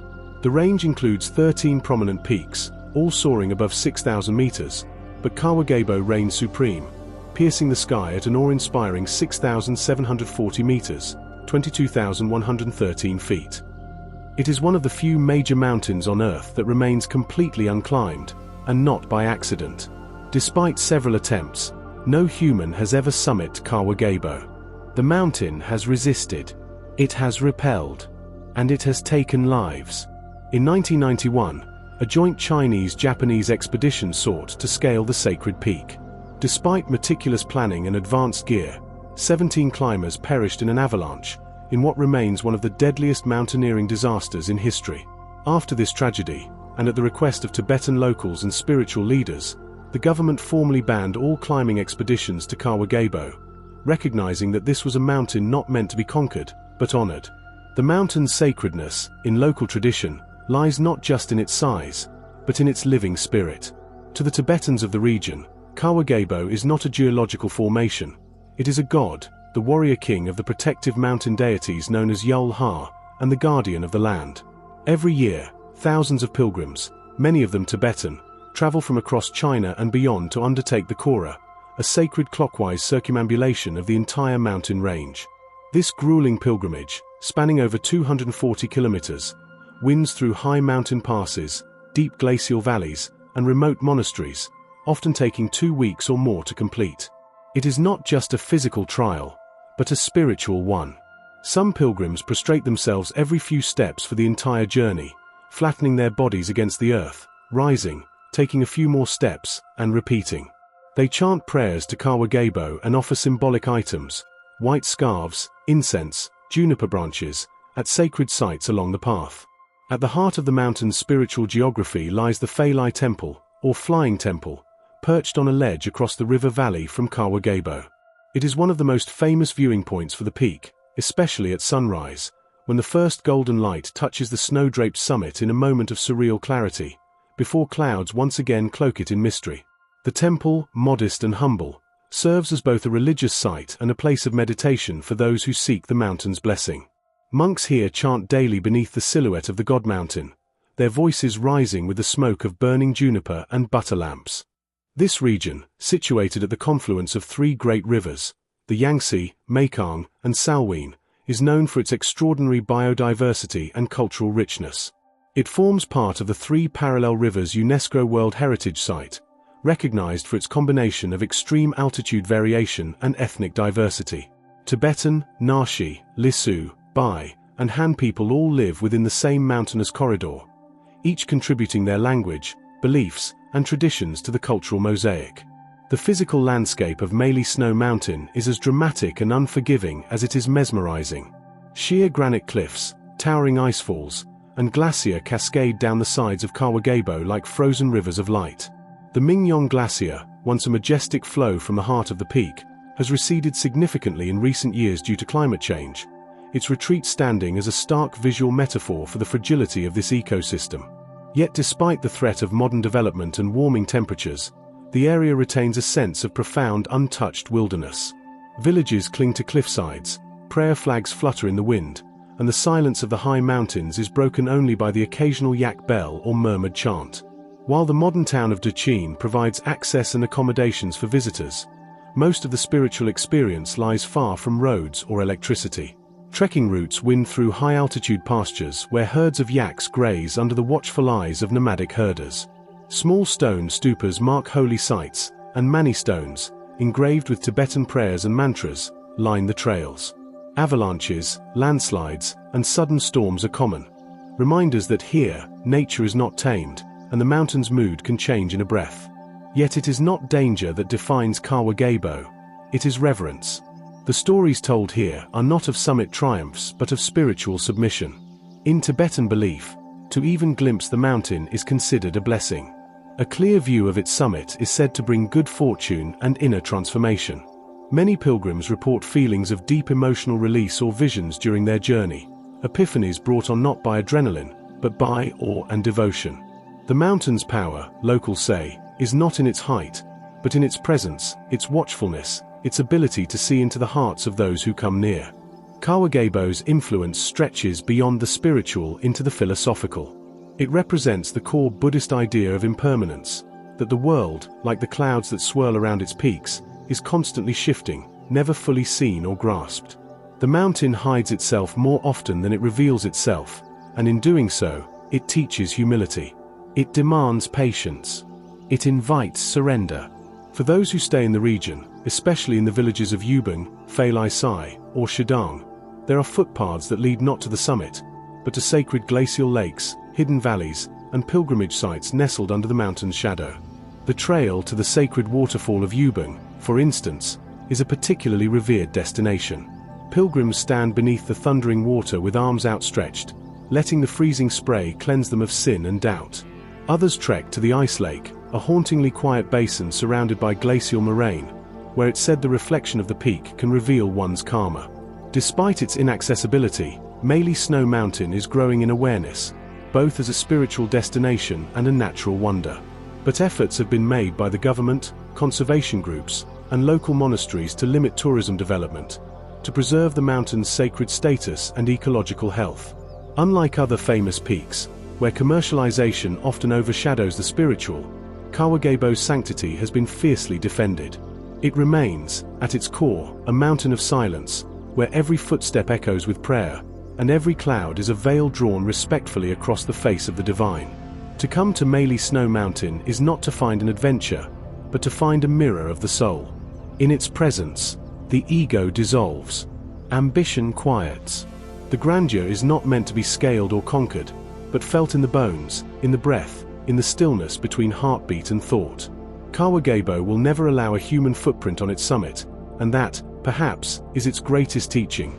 Some places are not for us to master, but to stand before, humbly, in awe. In the remote, glacier-bound wilderness of western Sichuan, far from the crowds and commercialization that often cling to China's sacred mountains, towers a colossus wrapped in silence and storms. Mount Gomgar, also known as Minya Konka, revered as the king of the Sichuan Mountains, and often referred to by Tibetans as the king of mountains altogether. Gomgar stands in sublime isolation, a monarch of ice and sky, commanding awe, reverence, and humility. It is a place where the human scale is dwarfed into irrelevance, and even the wind seems to whisper in deference. Soaring to a staggering 7,556 meters, 24,790 feet, Mount Gomgar is the highest peak east of the Himalayas, a glacial sentinel rising abruptly from the eastern edge of the Tibetan Plateau. Its steep relief is astounding. The mountain surges upward from the valleys of the Dardu River and Yalong River, climbing over 6,000 meters in just a short horizontal span, making its vertical prominence one of the most dramatic on Earth. Its glacier glint like swords, its ridges are jagged like broken obsidian, and its summit is more often wrapped in cloud than exposed to sun. This is no mere mountain, it is a fortress of the sky. Surrounding Göngar are dozens of other massive peaks, many of them over 6,000 meters high, forming the Dashua mountain range, a treacherous and beautiful realm of perpetual snow, hidden valleys, and roaring glacial rivers. But even among these giants, Göngar reigns supreme. In local Tibetan belief, Minya Konka is not just a mountain, it is a living god, a protector, a destroyer, a giver of life and taker of it. Offerings are made, prayers whispered into the wind, and for generations, Tibetans have feared and revered the mountain's moods. Its name, Minya Konka, is derived from Tibetan, Minya referring to the region and Konka meaning white snow mountain. The mountain was long considered a mythical peak, and when Western explorers first heard of it in the early 20th century, they mistakenly believed it might be taller than Everest. Though later corrected, this error speaks volumes about the mountain's commanding presence and the way it strikes the imagination, even before it is seen. Mount Göngar remains largely untouched by mass tourism, not only because of its remoteness but also due to the extreme danger it presents to climbers. Despite being lower than some Himalayan peaks, Göngar is infamously deadly. Of the few climbing attempts made in the modern era, many have ended in tragedy. The mountain's weather is volatile and changes rapidly. Its snowfields hide deep crevasses, and avalanches are common. The fatality rate among climbers has been historically one of the highest in the world for a mountain of its height. To many in the climbing community, it is China's K2, beautiful, brutal, and unforgiving. And yet, Göngar's lore is not merely physical. It's spiritual, philosophical, and in a quiet way, existential. Standing before it, whether from a distant monastery or a high-altitude meadow, one feels not a desire to climb it, but to understand what it means to face something unknowable. The mountain is often shrouded in thick mist, only parting its veil in brief, majestic glimpses, fleeting windows into something beyond human comprehension. Many travelers report standing for hours, waiting for the clouds to shift, their breath held in anticipation. When the summit does appear, crowned in gold at sunset or glinting silver at dawn, the reaction is universal: silence. Pilgrims and travelers often begin their journeys in the village of Kangding, a historically significant town that serves as a cultural crossroads between Han and Tibetan China. From there, a slow and treacherous road leads deeper into the mountains, passing through Tagong, Ganzi, and smaller settlements nestled along glacial rivers. The terrain becomes rougher, more wild, and finally arrives at the sacred valley of Hailuogu, home to one of the largest glaciers in the eastern Tibetan plateau. From here, Mount Göngar can occasionally be seen, distant, immense, unreachable. At Hailuogu Glacier Park, one can witness firsthand the scale and raw force of the environment that surrounds Göngar. Towering icefalls plunge down like frozen waterfalls. Blue glacial tongues wind their way through valleys. The Grand Ice Cascade, one of Asia's largest, tumbles more than 1,000 meters in a single drop, producing thunderous echoes that roll down the valley like an earthquake in slow motion. Nearby hot springs steam in defiance of the cold, offering brief comfort in a realm that otherwise feels indifferent to human life. Farther west lies Ulongshi Monastery, a small, secluded retreat built into a mountain ledge, where Tibetan monks have meditated for generations with Mount Göngar as their spiritual focal point. Here, rituals are held during specific festivals honoring the mountain deity. Monks chant from high terraces, releasing lungta, colorful paper wind horses, into the sky. They burn juniper and butter lamps, not for tourists, but as part of the ancient rhythm of prayer, sacrifice, and thanksgiving. Göngar also plays a central role in the region's mythology. One famous legend tells of a celestial princess who fell in love with a mortal hermit living on Göngar's slopes. Their union was forbidden by the gods, and she was turned into a glacier, while he became a stone monolith facing the summit. On clear nights, locals say you can hear the mountain weep for her. Another story tells of hidden valleys of immortality nestled deep within the ridges, accessible only to those pure of heart, where time slows and the soul awakens. Trekking around Göngar does not mean summiting it. Most who venture here undertake circumambulation routes, inspired by Tibetan Kora practice, encircling the sacred mountain as a form of meditation and purification. These treks are not easy, many exceed 100 kilometers, involve altitudes above 4,500 meters, and traverse remote passes, dense pine forests, and rocky plateaus. But they offer a deep immersion into a landscape untouched by modernity. Herds of yaks move across alpine grasslands. Nomadic tents dot the hillsides. Prayer flags flutter at high mountain passes, strung like lifelines between rock and sky. In the stillness of this high world, Gomgar teaches something few places can: the art of surrender. Not surrender as defeat, but surrender as openness, openness to beauty, to fear, to transcendence. It demands respect, patience, and the acknowledgement that some things are not meant to be understood, only witnessed. Even locals who have lived beneath its shadow their entire lives speak of it with awe, never naming it casually. They do not say, "The mountain is tall," or "The peak is white." Instead, they say, "He is watching," or "Today, he showed his face." In recent years, there has been growing concern over the environmental fragility of the area. Glacial retreat, melting permafrost, and shifts in seasonal weather patterns are accelerating, endangering the delicate ecosystems that cling to the mountain's lower reaches. Conservation efforts are slowly increasing, but Gomgar remains vulnerable. The idea that this mountain, eternal and immortal in Tibetan lore, could be wounded by human carelessness is both tragic and ironic. A god brought low, not by hubris, but by slow neglect. Yet still, for now, Mount Gomgar endures. It stands beyond roads, beyond reach, and beyond comprehension. It is not a destination, but an encounter. To see it is to be reminded of scale, not just the mountains, but our own. And to leave it is to carry something invisible yet weighty, like a secret learned in a dream. In a world that has mapped every corner, named every summit, and sold every panorama, Gomgar remains unclaimed, its mysteries intact. It asks nothing but presence. It gives nothing but truth.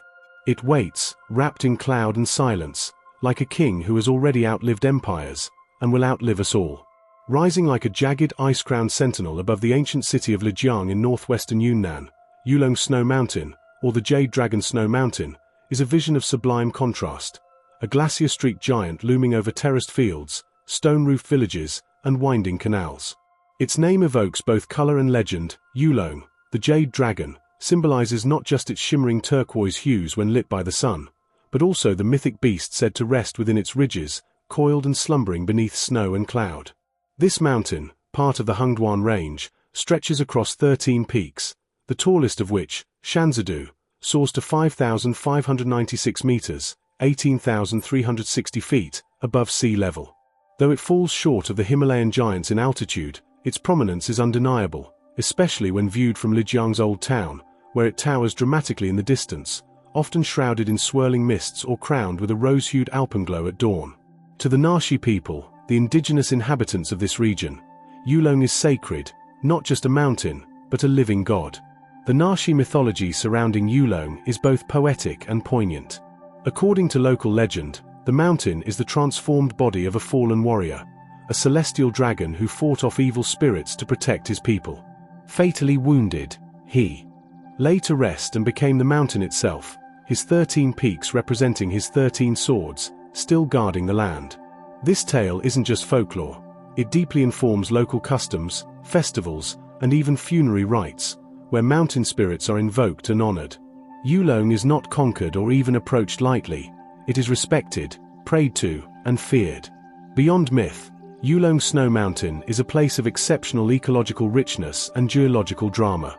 Due to its range in elevation, from lush valleys at 2,000 meters to glacial ridges at over 5,500, the mountain supports a diverse range of ecosystems in tight vertical succession. On its lower slopes, dense alpine forests of fir, spruce, and rhododendron provide habitat for wildlife such as musk deer, tarkeen, and the elusive snow leopard. Higher up, alpine meadows burst into color with wildflowers in spring, while glacier carve their way down in slow, grinding silence. One of the mountain's most striking features is the Baishui Glacier, part of a series of icy tongues that once sprawled dramatically down the mountain slopes. While still magnificent, the glacier has been retreating at an alarming rate over the past few decades, a visual and visceral reminder of climate change. Where once the ice reached well into the valleys, now only traces remain at lower elevations. Scientists and local environmentalists continue to monitor the melt, while rituals and prayers for the mountain's longevity have become increasingly common among Naxi spiritual leaders. Despite its sacred status, Yulong has become increasingly accessible, thanks to the development of ecotourism around Lijiang. Visitors can now ascend to an altitude of over 4,500 meters via cable car, which glides silently over pine forests and rocky ridges, offering sweeping views of the mountain's many facets. From the upper terminal, a network of wooden walkways and observation decks leads to a frozen world of permanent snow, jagged rock, and piercing wind. For many, the thin air and stark beauty offer their first encounter with high-altitude majesty, a surreal fusion of comfort and wilderness. Yet, even amid the tourist infrastructure, the mountain retains an aura that transcends commercialization. The sight of Jade Dragon's silhouette against the morning sky, or the way its peaks catch fire at sunset, evokes a sense of something immortal and watching. And although Shanzadu, the main summit, has been climbed a handful of times, the first successful ascent made by an American expedition in 1987, it is not a popular climbing destination, largely because of its unstable geology and sacred status. Few dare attempt it, and even fewer are encouraged to. Instead, the spiritual energy of the mountain is most deeply felt not at the summit, but in its shadow, particularly in the nearby Yufeng Monastery, a Buddhist temple at the foot of the range. Built over 300 years ago during the Qing dynasty, this temple blends Han, Tibetan, and Naxi architectural styles, reflecting the syncretic spirituality of the region. Here, pilgrims light butter lamps beneath ancient cypress trees, and monks tend to a legendary camellia tree said to be over 500 years old, blooming with 1,000 petals every spring. The mountain rises behind it like a god breathing down upon its shrine.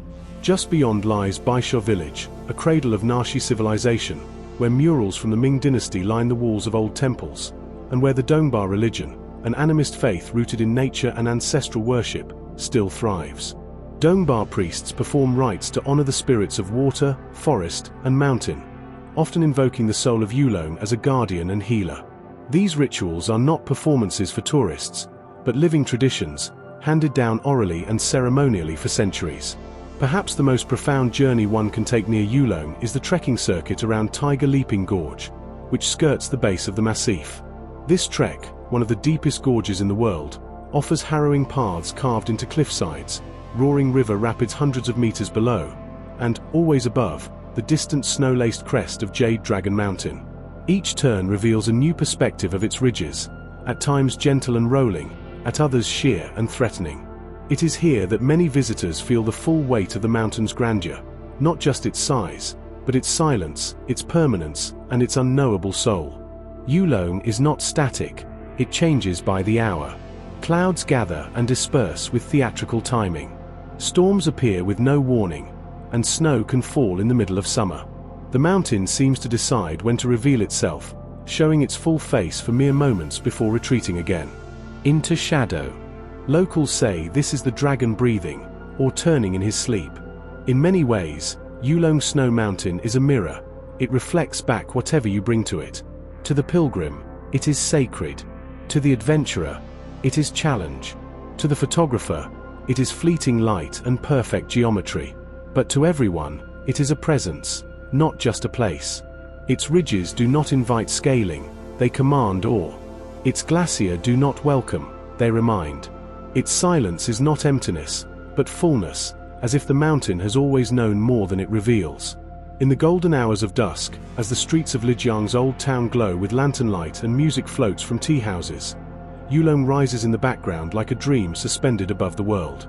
The town's cobblestone alleys wind toward that ghostly ridge, every path seemingly aimed at the peaks. Locals glance toward it unconsciously, like one looks toward a family elder, a source of wisdom and worry, a part of life that demands respect. Though roads have been built and tourists arrive daily, the spirit of Yulong endures. It survives not only in legends, but in the quiet acts of reverence, the monk lighting incense at dawn, the herder who lifts his hat when passing its slopes, the old woman who places stones atop a shrine for protection. These gestures, repeated over generations, ensure that the mountain remains more than scenery. Yulong Snow Mountain, in the end, is not meant to be reached, but encountered, not with footsteps, but with reverence. It teaches not about conquest, but about connection, to to nature, to heritage, to mystery. It stands above the world, yes, but not apart from it. And as long as clouds rise from its glacier and prayers ride on its winds, the Jade Dragon will continue to dream, coiled in snow, breathing sky. In the heart of western Sichuan, nestled deep within the rugged folds of the Qianglai Mountains, stands a quartet of peaks so striking, so austere, and so steeped in myth that they are often called the Alps of the East. This is Mount Siguniang, or Four Sisters Mountain, a name that evokes both their towering feminine grace and their legendary origins. With jagged granite spires, forested valleys, and snow-draped summits, Siguniang is one of the most spectacular mountain landscapes in China, wild, poetic, and otherworldly. Here, the earth rises not with one great summit, but with four, standing like sisters in solemn vigil over a kingdom of mist, pine, and stone. Located in Xiaojing County, within the Aba Tibetan and Qiong Autonomous Prefecture, Siguniang Mountain forms the centerpiece of the Siguniangshan National Park. The park is part of a larger protected area within the Giant Panda Sanctuary, a UNESCO World Heritage Site, though few pandas roam at such high altitudes. What defines this region instead is its alpine drama, vertical cliffs that soar without warning, valleys shaped by ancient glacier, and air so thin that each breath becomes a prayer. The four peaks that make up Siguniang vary in size and temperament, each with its own personality. The tallest and most revered is Yaomai Feng, or Youngest Sister Peak, which rises to an astonishing 6,250 meters, 20,505 feet, the highest point in the entire Qianglai Range and one of the tallest mountains in eastern Tibet and western Sichuan. This summit, so elegant and formidable in its symmetry, is often referred to as the Queen of Sichuan's peaks. With its steep granite walls and snow-encrusted ridges, Yaomai is both mesmerizing and formidable, drawing in climbers from around the world who dream of ascending her icy crown. But she is no easy conquest. Despite its lower altitude compared to some Himalayan giants, Yaomai Feng is technically challenging, riddled with avalanches, cornices, and vertical ice walls. First successfully climbed in 1981. By a Chinese team, it remains a serious endeavor requiring high-altitude experience, ice climbing proficiency, and complete respect for unpredictable alpine conditions. Many attempts have been thwarted by sudden storms, rockfalls, and whiteouts. And yet the allure remains. Each year, a handful of skilled alpinists try their luck, drawn by the mountain's stark beauty and the prestige of standing atop a peak that towers above even many of the Alps. The other three peaks, Sanfeng, third sister, at 5,664 meters, Feng, second sister, at 5,276 meters, and Feng, first sister, at 5,025 meters, each offer their own challenge and beauty. Of the four, Feng is the most accessible, making it a popular destination for amateur mountaineers seeking their first high-altitude summit. Even Feng, however, is no simple trek. The thin air and shifting weather make every step a reminder of nature's dominance. Still, its summit offers a panoramic view of the entire Siguniang Range, a breathtaking mosaic of snowfields, jagged ridges, and distant Tibetan villages nestled among pine forests. According to Tibetan legend, the four sisters were celestial beings who descended to earth to tame a demon that was threatening the peace of the local valleys. After defeating the monster, they chose to remain behind to guard the land, each becoming a peak. The youngest, Yaomai, is said to have been the most beautiful and compassionate. Her peak reflects that character, graceful in form, yet sharp and unreachable, like a noble spirit that can be seen but never touched. Locals believe the four sisters still watch over the valley, and before beginning any expedition, climbers and trekkers often pause to offer silent respect or tie prayer flags, acknowledging that they tread on sacred ground. Surrounding the base of the peaks are three spectacular valleys, each offering its own unique path into the realm of Siguniang: Changping Valley, Hazy Valley, and Shuangqiao Valley. Changping Valley, the most dramatic and spiritual, cuts deep into the mountains, following a glacial river flanked by ancient forests and snowy ridges. The trail winds through groves of spruce and fir, past hidden Buddhist shrines, and into alpine meadows where yaks graze under fluttering prayer flags. At its upper reaches, the valley opens into an amphitheater of rock and snow, where one can catch a rare, full view of Yaomai Feng rising above like a cathedral of ice. Hazy Valley, named for the glacial lakes, hazy means child lake in Chinese, is the least visited and the most pristine. Its paths are steep and rough, often only used by experienced trekkers or local herders. The lakes here, blue, glassy, still, mirror the sky and the cliffs, creating a landscape so tranquil it borders on the surreal. Here, the silence is broken only by the occasional chirp of alpine birds or the crunch of snow underfoot. Shuangqiao Valley, by contrast, is the most accessible and developed, with paved roads that allow visitors to drive deep into the heart of the range. Yet even here, amid modern convenience, the natural beauty is overwhelming. Glacial cirques, cascading waterfalls, and towering rock formations dominate the skyline, and in the spring, the valley floor bursts into bloom with rhododendrons and wild roses. The entire region sits at the confluence of Tibetan, Qiong, and Han Chinese cultures, and the towns that dot the outskirts of the park, especially Rilong, the gateway to Siguniang, offer a glimpse into this multicultural tapestry. Here, traditional Tibetan houses with whitewashed walls and colorful window frames line cobbled streets. Prayer flags flap from rooftops. Locals wear woven wool cloaks and sell hand-carved yak bone amulets, while the scent of buttered tea, barley bread, and roasting yak meat fills the air. In winter, snow blankets the entire landscape, transforming the valleys into a monochrome dreamscape. The peaks seem to float above the earth, wreathed in slow-moving clouds and pale golden light. And yet, despite its alpine severity, Siguniang retains a rare gentleness. The valleys are accessible, the people are welcoming, and the experience is deeply immersive, not in adrenaline, but in awe. It's a place to wander, to pause, and to listen. Perhaps the most unforgettable moments come at dawn, when the first rays of the sun strike the summit of Yao Mai Feng. The mountain glows pink, then orange, then white gold. Silence reigns. Wind rustles the prayer flags. In that moment, time seems to stop, not just for a second, but completely. The viewer becomes part of the mountain's story, not as a climber or a tourist, but as a witness to something larger, older, and more permanent than themselves. Siguniang is not a place to conquer. It is a place to learn how small we are, and how beautiful that smallness can be. Each ridge, each glacier, each prayer flag tells a piece of a story that has unfolded for millennia. A story of women turned to stone, of snow that never melts, of spirits that never sleep. To stand in the shadow of the Four Sisters is to feel protected, but also watched. Not judged, but gently reminded. There are places in this world where nature still holds all the power, where myth and mountain are one, and where the sacred does not need a temple, because the temple is the sky. Far out in the northwestern expanse of China, where endless deserts clash with sprawling grasslands, rises a monumental range so vast and imposing it seems to hold the entire landscape in balance, the Tianshan Mountains. Known poetically as the Heavenly Mountains, this chain of peaks cleaves through the heart of Xinjiang, forming not just a natural border, but a spiritual and climatic spine between the arid sands of the Taklamakan Desert to the south and the fertile Zhenggar Basin to the north. Their name alone evokes grandeur, Tianshan, meaning mountains of heaven, and one only needs a single glimpse of their snow-draped summits piercing the cerulean sky to understand why. Stretching over 2,500 kilometers, the Tianshan Range spans several countries, including Kazakhstan, Kyrgyzstan, and Uzbekistan. But its most breathtaking, surreal, and pristine landscapes lie firmly within China's Xinjiang Uyghur Autonomous Region.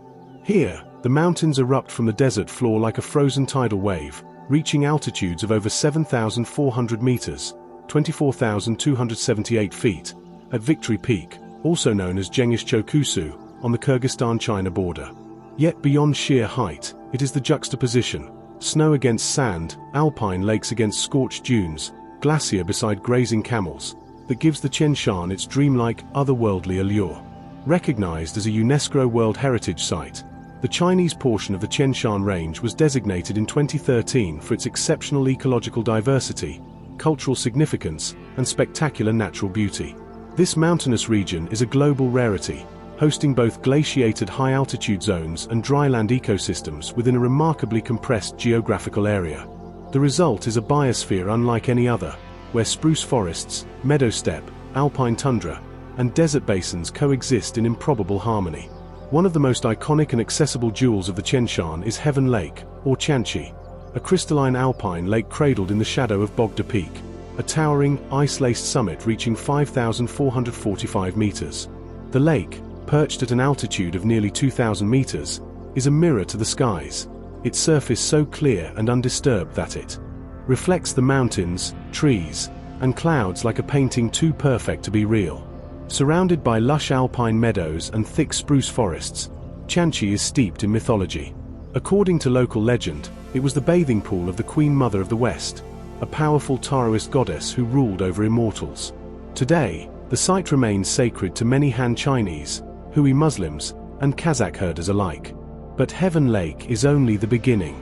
Deeper into the range, far from paved roads and tourist circuits, lie valleys where nomadic yurts to the slopes, wild horses roam, and glacier churns silently beneath crevassed ice fields. This region is still inhabited by ethnic Kazakhs and Kyrgyz who practice traditional transhumance, moving their flocks of sheep, goats, and yaks between seasonal pastures. For these communities, the Tian Shan is not just a landscape, it is a way of life, a provider of water, grass, wood, and spirit.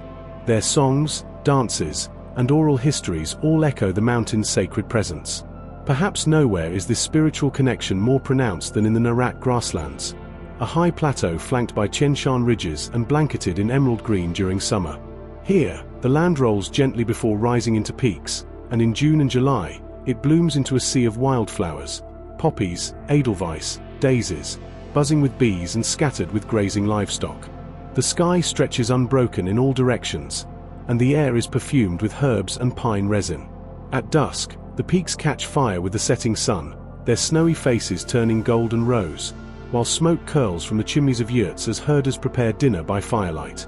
Venture even further west, and one encounters the Timur region, a massive protected zone that encompasses Mount Timur, also known as Tumor Peak, China's tallest peak in the Tian Shan range at 7,443 meters.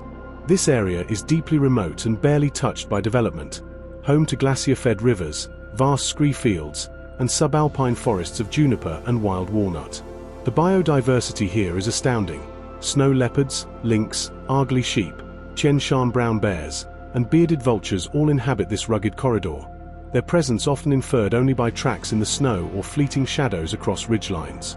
Beyond its environmental value, the Tian Shan has played a pivotal role in the history of human civilization, especially during the age of the Silk Road.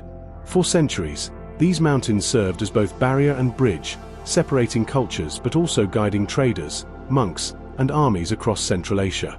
Ancient caravan routes wound through the mountain passes, and archaeological sites scattered throughout the region reveal traces of Buddhist stupas, Nestorian Christian relics, Zoroastrian temples, and Islamic fortresses, testaments to the range's complex cultural legacy. Travelers along these routes once feared the blizzards of the high passes but revered the protective spirits said to inhabit the peaks. Even today, the old Silk Road town of Turpan, sitting in a depression south of the mountains, gazes northward at the snowcaps like a child looking to its guardian. Climate within the Tian Shan varies dramatically due to its altitudinal range. The lower slopes, especially those near deserts like the Taklamakan, can experience summer heat waves, while just a few thousand meters above, the high peaks remain frozen year-round, with temperatures plummeting below -30°C in winter. Rain and snow, carried on prevailing westerlies, make the northern slopes more verdant, while the southern flanks descend into dry basins, forming a unique rain shadow that gives rise to stark, arid valleys. And yet, the Tian Shan Mountains are not immune to ecological threats. Glaciers are retreating, permafrost is thawing, and grazing pressure is increasing. Once remote valleys are now threatened by development, mining, and even mass tourism. UNESCO status has brought much-needed attention and conservation funding, but balancing preservation with the economic aspirations of local communities remains a difficult task. Many conservationists emphasize that safeguarding Tian Shan's future depends not only on legal protection, but on respecting the traditions of its indigenous peoples, who have sustained these ecosystems for centuries through knowledge passed down by observation, reverence, and restraint. In the language of the ancient Yugur poets who once wandered these heights, the Tian Shan Mountains were not described simply as terrain, but as living beings, wise and patient, yet powerful and unyielding. One old tale speaks of a young man who, lost in a storm, was led to safety by a ghostly white horse descending from a mountain pass. In the morning, he awoke to find hoofprints in the snow leading up to the tallest peak. Locals still say that on quiet days, if you listen closely among the cliffs, you can hear hooves echoing where no path exists. Perhaps more than any other mountain range in China, the Tian Shan inspires paradox. It is harsh and nurturing, barren and blooming, impassable and magnetic. It divides, but also connects, a place where snow meets sand, where Turkic and Han, Kazakh and Kurd, herder and scholar, all find a common thread in the shadow of the same great ridge. In its winds, one hears the murmurs of silk traders, nomads, monks, and warriors, all of whom once looked to these peaks and saw not just a mountain, but a map of destiny. To stand in the Tian Shan Mountains, with desert winds at your back and glacial breath before you, is to understand the meaning of contradiction made beautiful. These are the mountains of heaven, not only because they rise so high, but because in them, the vast and varied essence of Earth itself is laid bare, eternal, untamed, and sublime. In the remote and windswept lands straddling the border between Gansu and Qinghai provinces, where the Tibetan plateau unfurls into endless sky and the deserts of northern China begin to rise into mountains, lies a range that is at once ancient, multicolored, and alive with spirit, the Chilean Mountains. Though not as towering as the Himalayas nor as famous as the Tian Shan, these mountains hold a unique kind of majesty, woven from hues, silence, and a sacredness embedded deep within the stones. Their slopes blush with reds and oranges, their valleys cradle hidden glacier, and their highlands breathe with centuries of Tibetan culture, unbroken and resonant. The Chilean Range, sometimes known in antiquity as the Nan Shan, forms a natural boundary between the Heshi Corridor of Gansu and the highlands of Qinghai. They stretch over 800 kilometers, with their highest peaks surpassing 5,500 meters, 18,000 feet. Though many of their most iconic formations lie between 3,000 to 4,000 meters, where the blend of elevation, climate, and geology produces one of the most kaleidoscopic landscapes in China. These are not monochrome gray mountains. They are painted by time, stripes of red sandstone, ochre clay, emerald grass, and snowy caps, often layered side by side as though the land itself were a canvas left behind by the gods. One of the most celebrated and photographed features of the Chilean mountains is its danxia landform, a term for the layered, weathered red rock formations that resemble waves of fire frozen into stone. These danxia formations, particularly near the city of Zhangye, are world-renowned for their rainbow-like color gradients, created by millions of years of sedimentary layering and tectonic uplift. When sunlight strikes the ridges at sunrise or sunset, they glow in surreal shades of crimson, gold, violet, and jade, a visual spectacle that seems unreal even when seen with your own eyes.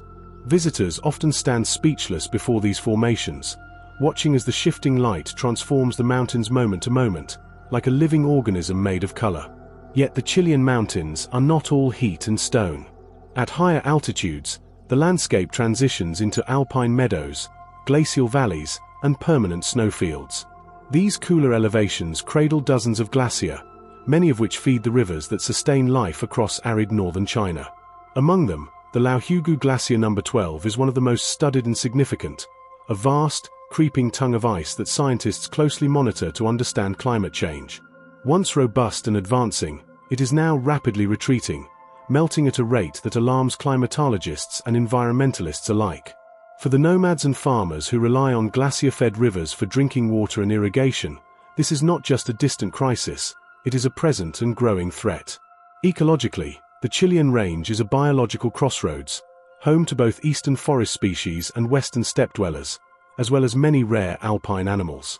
In its remote meadows roam Tibetan antelope, blue sheep, snow leopards, and lynxes, while its skies are patrolled by golden eagles, lammergeiers, and snowy vultures. The lower valleys, particularly those closer to the Heshi Corridor, see marmots, wild donkeys, and foxes, all adapted to the dramatic seasonal extremes. The flora, too, is stunning in its resilience. Hardy alpine flowers, medicinal herbs, and rare mosses cover the mountain slopes during the short spring and summer, turning valleys into wild gardens alive with bees and butterflies. Beyond the natural beauty, the Chilean mountains are steeped in spiritual and cultural depth, especially rooted in Tibetan and Mongolic traditions. Scattered across the slopes and high valleys are hermitages, monasteries, prayer sites, and stone cairns, many of them centuries old. The mountains have long been revered by Tibetan Buddhists and Bon practitioners as sacred spaces, where the veil between earth and spirit thins. Prayer flags flutter on the wind, tied at mountain passes by pilgrims, each strand carrying prayers to the sky. Chortens, stupas, built from stone and mud, stand vigil at trailheads. While many stones, carved with sacred mantras, are arranged in lines like forgotten poems in stone. One of the most revered places in the Chilean range is the Tongren area in Qinghai, also known as Rebkong in Tibetan, which is home to a rich tradition of Tibetan Buddhist art and culture. Here, monasteries such as Longwu Monastery, also called Rongwa Gonchen, serve not only as spiritual centers but as schools of Tibetan painting, sculpture, and Thangka art, passed down through generations. Monks and lay artists paint images of deities, bodhisattvas, and cosmic mandalas, images born from meditation, dreams, and devotion. Though not situated directly atop the Chilean ridges, the influence of the mountains is omnipresent in the rhythm of life here, in the chants, in the festivals, and in the whispered stories of sacred peaks. To the north, the ancient Silk Road once traced its route along the base of the Chilean mountains, through the Hushi Corridor, bringing with it not only trade but the intermingling of cultures: Persian, Chinese, Tibetan, and Turkic. Caves carved into cliff faces, such as the Mati Temple grottos, contain ancient Buddhist murals and sculptures, some dating back over 1,000 years. These grottos, named after the horse hooves imprinted in the stone, a sign of divine visitation, serve as spiritual sanctuaries and historical archives, chronicling the ebb and flow of empires through delicate brushstrokes and fading pigments. In the modern era, access to the Chilean mountains has improved, and ecotourism is growing, though still relatively modest compared to China's more commercialized mountain regions. Hikers, photographers, and spiritual seekers come to the Chilean range not just for adventure, but for something quieter, a deeper connection to land, time, and self. Trekking routes lead through flower-carpeted plateaus, past crystal-clear lakes like Jarling and Elling, and up to wind-scoured summits where the earth meets the heavens in silence. Campfires burn under skies so vast and clear that the Milky Way seems to arch down to touch the ground, and the howling of wind through the prayer flags feels like the breath of the mountain itself. Yet even here, the pressures of the modern world encroach. Mining operations, especially for rare earth elements and metals, have scarred parts of the Chilean range. Climate change accelerates glacier melt and alters precipitation patterns, affecting both the biodiversity and the local communities.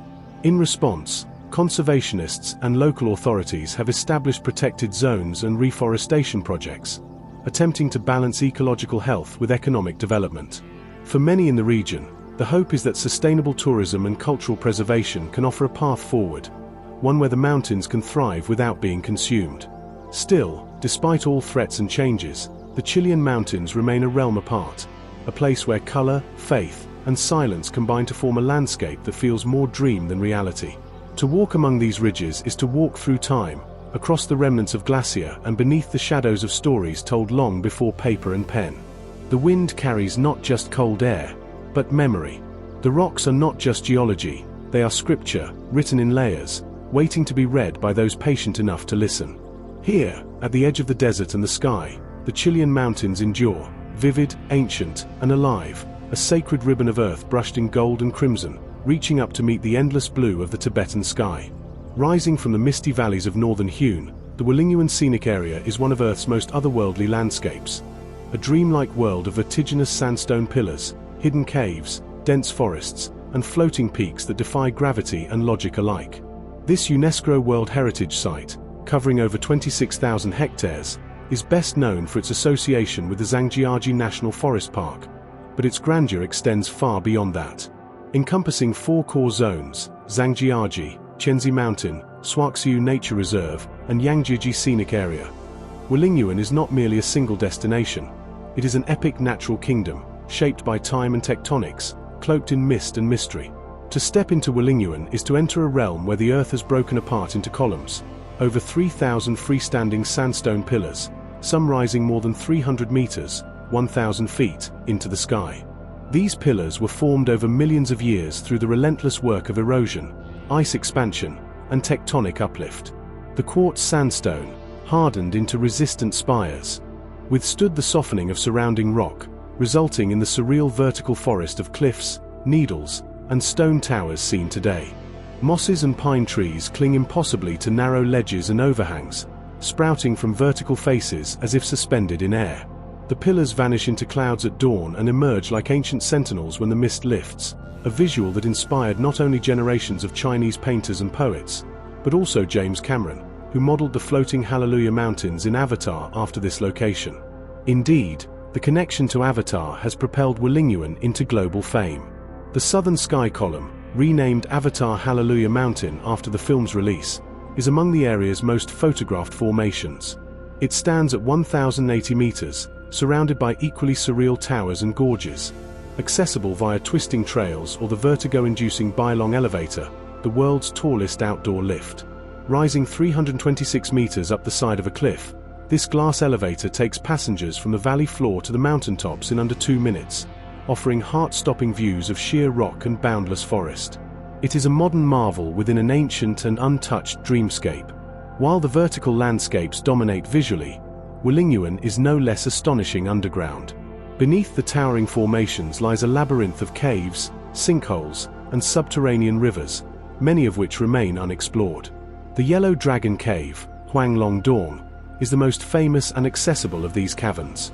Stretching over 15 kilometers of passageways, chambers, and subterranean lakes, it features thousands of stalactites, stalagmites, stone curtains, and columns, some illuminated in soft, colored lighting that enhances rather than distorts their natural splendor.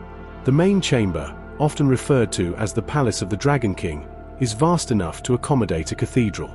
A boat ride through one of the cave's subterranean rivers offers a rare chance to glide through an ancient world sculpted in silence and darkness. Above ground, the area is laced with crystal-clear streams and waterfalls. Golden Whip Stream, winding for over 7 kilometers through a narrow valley, is a tranquil contrast to the dramatic peaks above. Named after the towering Golden Whip Rock, a 400-meter-high vertical cliff said to resemble a soldier's whip, the stream is fringed with dense forest and frequented by macaques and songbirds. The pathway along its banks is one of the most peaceful hikes in the park, offering a cathedral-like immersion in nature, with giant pillars rising on either side like colossal stone gods. Among the scenic areas within Wulingyuan, Chenzi Mountain is perhaps the most iconic. Named after a legendary farmer-turned-rebel who declared himself son of heaven and chose to perish fighting on these peaks rather than surrender, Chenzi Mountain offers some of the most breathtaking panoramic views. At dawn, waves of clouds roll across the valleys, with the spires poking through like the masts of sunken ships. The sunrise from Chenzi Pavilion, viewed from a cliffside platform, is a sacred ritual for many visitors. At sunset, the light bathes the rocks in golden pink hues, softening their brutal grandeur into ethereal beauty. The Yangjiaji Scenic Area, newer to the public and less developed than Zhangjiaji or Chenzi Mountain, is a paradise for adventurers and those seeking seclusion. The area is wilder, with fewer crowds and trails that weave through deep forest, steep stone stairways, and natural stone bridges. The natural Great Wall, a jagged ridge resembling battlements, and the Wulong Village, hidden among the peaks, offer stories of ancient hermits, monks, and soldiers who once found sanctuary among these rocks. Ecologically, Wulingyuan is a biological sanctuary. Its mixture of elevation, moisture, and karst topography has created a haven for over 3,000 plant species and hundreds of animal species, including giant salamanders, leopards, macaques, and over 150 species of birds. The park is home to endangered plants like the dawn redwood and ginkgo trees, often growing in places untouched by humans for centuries. The convergence of subtropical and temperate climates ensures that mosses and orchids grow side by side, while rare ferns creep across cave mouths and shaded cliff bases. Culturally, Wulingyuan sits at the confluence of several ethnic traditions, most notably the Tujia and Miao peoples. These indigenous groups have lived in the region for centuries, building villages on precarious mountain terraces and preserving customs deeply intertwined with the land. Their wooden stilted homes, intricate embroidery, bamboo dances, and wedding songs add rich cultural texture to the area. In some villages, ancient shamanic rituals are still performed in reverence to mountain spirits, and visitors are often greeted with rice wine and stories passed down by firelight. For centuries, Wulingyuan remained isolated and sparsely populated due to its harsh terrain and inaccessibility. Only in the last few decades has infrastructure made it more reachable, with roads, cable cars, and elevators opening access to its once forbidding heights. However, much of the area remains protected and strictly managed, with large sections only accessible by foot or environmentally friendly shuttle systems. This helps preserve the region's pristine condition and keeps the sense of a lost world alive. Still, Despite the rising number of visitors, Wulingyuan retains an ineffable magic. Part of this is due to its interplay of scale and perspective. From above, the pillars look like a petrified forest. From below, they appear like skyscrapers forged by nature. When the mists roll in, and they often do, the boundaries between ground and sky disappear entirely. It's this ever-changing theatricality of nature that keeps Wulingyuan from being fully knowable. Every visit, every hour, reveals something new. A shaft of light that splits a gorge, a rainbow arcing between spires, the sudden cry of an unseen bird echoing through stone canyons. Perhaps that's the secret to Wulingyuan's allure. Unlike many famous landscapes, it resists being flattened into postcards or summaries. It demands your full presence, to be walked, climbed, breathed in. To feel the cold mist on your skin as you stand alone at a cliff's edge, to hear the silence beneath the sound of a waterfall, to realize how tiny you are among so many stone giants. These are the moments that stay with you long after you've left. Wulingyuan is a cathedral without walls, a gallery without ceilings. It is not just a place to see, but a place to feel, where stone meets sky, and the ancient earth dares you to dream higher than you've ever dreamed before. High in the northeastern reaches of Hubei province, where mists cling to craggy ridges and pine trees curl like calligraphy. Against the sky, the Wudang Mountains rise with silent authority. These are not just mountains, they are temples of stone, sanctuaries in the clouds, and the beating heart of Daoist philosophy and martial discipline. Revered for more than 1,000 years as one of the holiest sites in Taoism, the Wudang Mountains are where nature and spirit intertwine so tightly they become indistinguishable. It is here that stillness becomes power, and movement becomes meditation. The Wudang Mountains, also called the Wudang Shan, are part of the Daba mountain range, which spans multiple provinces, but their spiritual and cultural epicenter lies in Hubei. This sacred range is not vast in terms of elevation. The highest peak, Qianzhou Peak, stands at 1,612 meters, but its aura and influence stretch immeasurably far. In 1994, the ancient building complex of the Wudang Mountains was recognized as a UNESCO World Heritage Site, not only for its architectural majesty but for its deep embodiment of Daoist cosmology, balance, and harmony with nature. Wudang is known above all for two things: its Daoist temples and its legendary connection to internal martial arts, especially Tai Chi and Wudang swordsmanship.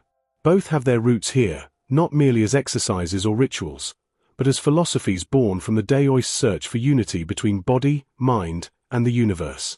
The idea is not to conquer the world through force, but to yield, adapt, and align with its flow, principles as deeply tied to the landscape as to the teachings.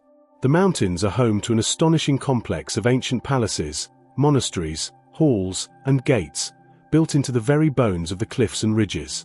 These structures were commissioned and expanded largely during the Ming dynasty, particularly under the reign of the Yongle Emperor, who saw Wudang as the earthly home of the Zhanwu Dodi, or the perfected warrior, a divine protector and key Daoist deity. Under his patronage, thousands of workers spent years creating what became one of China's grandest religious sanctuaries. The result was a mountain dotted with over 500 buildings, connected by winding staircases, bridges, and walkways that follow the natural contours of the terrain like vines. The most iconic of these is the Golden Hall. Atop Qianzhou Peak, a copper and gold-plated temple, perched precariously on the summit, where Daoist monks once chanted among clouds and stars. Constructed entirely of gilded bronze in 1416, the hall contains a statue of Zhanwu Dodi, watching eternally over the mortal world. The journey to this hall is a pilgrimage in itself, requiring a long climb through forested paths, stone steps, and fog-laced corridors, each lined with shrines, pavilions, and centuries of whispered prayers. Another architectural marvel is the Purple Cloud Temple, a sprawling complex midway up the mountain that serves as a major center of Daoist study and worship. Here, stone dragons coil around pillars, and intricate woodwork depicts scenes from Daoist mythology. Monks in deep indigo robes drift silently between incense-filled halls. The atmosphere is thick with serenity and reverence. Every tile, every courtyard, seems placed with cosmic purpose. But Wudang is more than temples. It is living philosophy, carried through breath, posture, and motion. According to tradition, it was here in the depths of these mountains that a semi-legendary Daoist sage named Zhong Sanfeng created Tai Chi Chuan, the internal martial art that emphasizes fluid movement, centeredness, and the balance of yin and yang. Unlike the forceful strikes of external martial arts like Shaolin Kung Fu, Wudang styles are gentle, circular, and energy-conscious, designed to reflect the natural movements of wind, water, and cloud. Even today, Wudang remains a pilgrimage site for martial artists, who come from across China and the world to study in the dozens of Wudang martial arts schools dotting the foothills and villages. Each morning, students of all ages emerge into courtyards to practice under the open sky. Their motions are slow, meditative, like leaves turning in a breeze, yet underneath lies incredible strength and focus. It is said that true Wudang masters can neutralize attacks not by resisting them, but by redirecting their force in perfect rhythm with the universe. The environment of Wudang is in perfect harmony with these teachings. The mountains are cloaked in dense forests of ancient pine and cypress, many of them believed to be over 1,000 years old. Mist and fog are constant companions, moving through the valleys like breathing spirits. Streams babble quietly through gorges, and birdsong echoes through the trees in soft, melodic tones. The effect is one of dreamlike stillness, where time feels suspended and the boundaries between physical and spiritual begin to blur. In the spring, the mountains burst into a symphony of wildflowers and cherry blossoms, while autumn brings golden leaves and a sharpened clarity to the air. Winter cloaks the temples in snow, transforming the peaks into silent sanctuaries, untouched and eternal. Every season adds a new layer to Wudang's mystical aura. Monks and visitors alike speak of clouds walking below the feet, as the peaks seem to float above the mist like islands in the sky. Wudang has also left an indelible mark on Chinese literature, film, and philosophy. It features prominently in wuxia novels and cinema, where martial heroes train in isolation on its peaks, perfecting their inner energy before descending to face worldly chaos. These depictions are not far from reality. The ascetic path of Taoism, the seeking of immortality through self-cultivation, and the pursuit of balance in all things are all deeply embedded in the cultural narrative of Wudang. Modern efforts have been made to preserve the sacred nature of Wudang while still allowing for respectful tourism. Strict environmental protections are in place, and many temples have been carefully restored. At the same time, Daoist festivals, especially those celebrating Zhenwu Dodi, continue to be held here, drawing thousands of devotees. These events blend ritual, music, chanting, and martial performance in ceremonies that feel untouched by the modern world. Yet, the true essence of Wudang is not found in its temples or techniques alone. It is found in quiet moments, in the sound of wind passing through pine needles, in the silence of a mountaintop at dawn, in the stillness after motion. It is a place that asks nothing of you but presence, and in return, gives clarity, balance, and peace. In a world increasingly dominated by noise and speed, Wudang remains a sanctuary, a mountain where one can stop, breathe, and remember what it means to be in harmony with all things. Whether one comes seeking spiritual guidance, martial discipline, or simply the solace of nature's embrace, the Wudang Mountains offer something rare and timeless. They are not merely a destination, but a teacher, a place where stone, sky, and silence combine to reflect the deepest truths of the human spirit. Climbing dramatically from the subtropical plains of Hunan like a monolithic sentinel reaching toward the heavens, Mount Qianmen is one of China's most visually arresting and spiritually iconic natural wonders. Known as the Gateway to Heaven, Qianmen Mountain rises to a height of 1,518 meters, 4,980 feet, and is renowned for its naturally formed arch-shaped cave, its glass skywalks that cling to sheer cliffs, and its deep-rooted cultural significance in Daoist mysticism. Located just outside the city of Zhangjiajie, it stands as both a geographic marvel and an emblem of the ancient belief that mountains serve as bridges between the mortal and divine. What distinguishes Qianmen from other Chinese peaks is its striking geological centerpiece, the Qianmen Cave, also known as Heaven's Gate. This enormous natural hole, 131 meters tall, 57 meters wide, and 60 meters deep, pierces through the mountain near its summit, creating an awe-inspiring stone arch that seems to frame the sky itself. The cave was formed thousands of years ago when a portion of the mountain collapsed, leaving a gaping window into the heavens. For centuries, Chinese poets, monks, and mystics have viewed this celestial aperture not as an accident of nature, but as a portal to another realm, a sacred gate that symbolizes passage between the earthly and the spiritual. Reaching the Heaven's Gate cave is an adventure that in itself feels mythical. Visitors ascend a road unlike any other, the famous Qianmen Mountain Road, also known as the 99 Bend Road, an engineering marvel that twists and coils up the steep mountainside like a dragon in motion. With 99 sharp turns, each symbolizing the heavenly number 9 in Chinese cosmology, the road climbs relentlessly, bordered by cliffs that plunge hundreds of meters straight down. The drive is both nerve-wracking and mesmerizing, a test of courage that culminates at the Qianmen Cave Square, where one must still conquer a final challenge, the 999 steps leading to the arch itself. The number 999 is no coincidence. It's a deliberate echo of Daoist numerology, where 9 is the number closest to the divine. Climbing these steps is not merely a physical exertion. It is a spiritual journey, a metaphor for ascension and transformation. As you rise toward the massive cave, enveloped by swirling mist and dwarfed by towering rock, a profound silence begins to settle, a kind of reverence that the mountain demands. Once at the top, the view through Heaven's Gate is both humbling and surreal.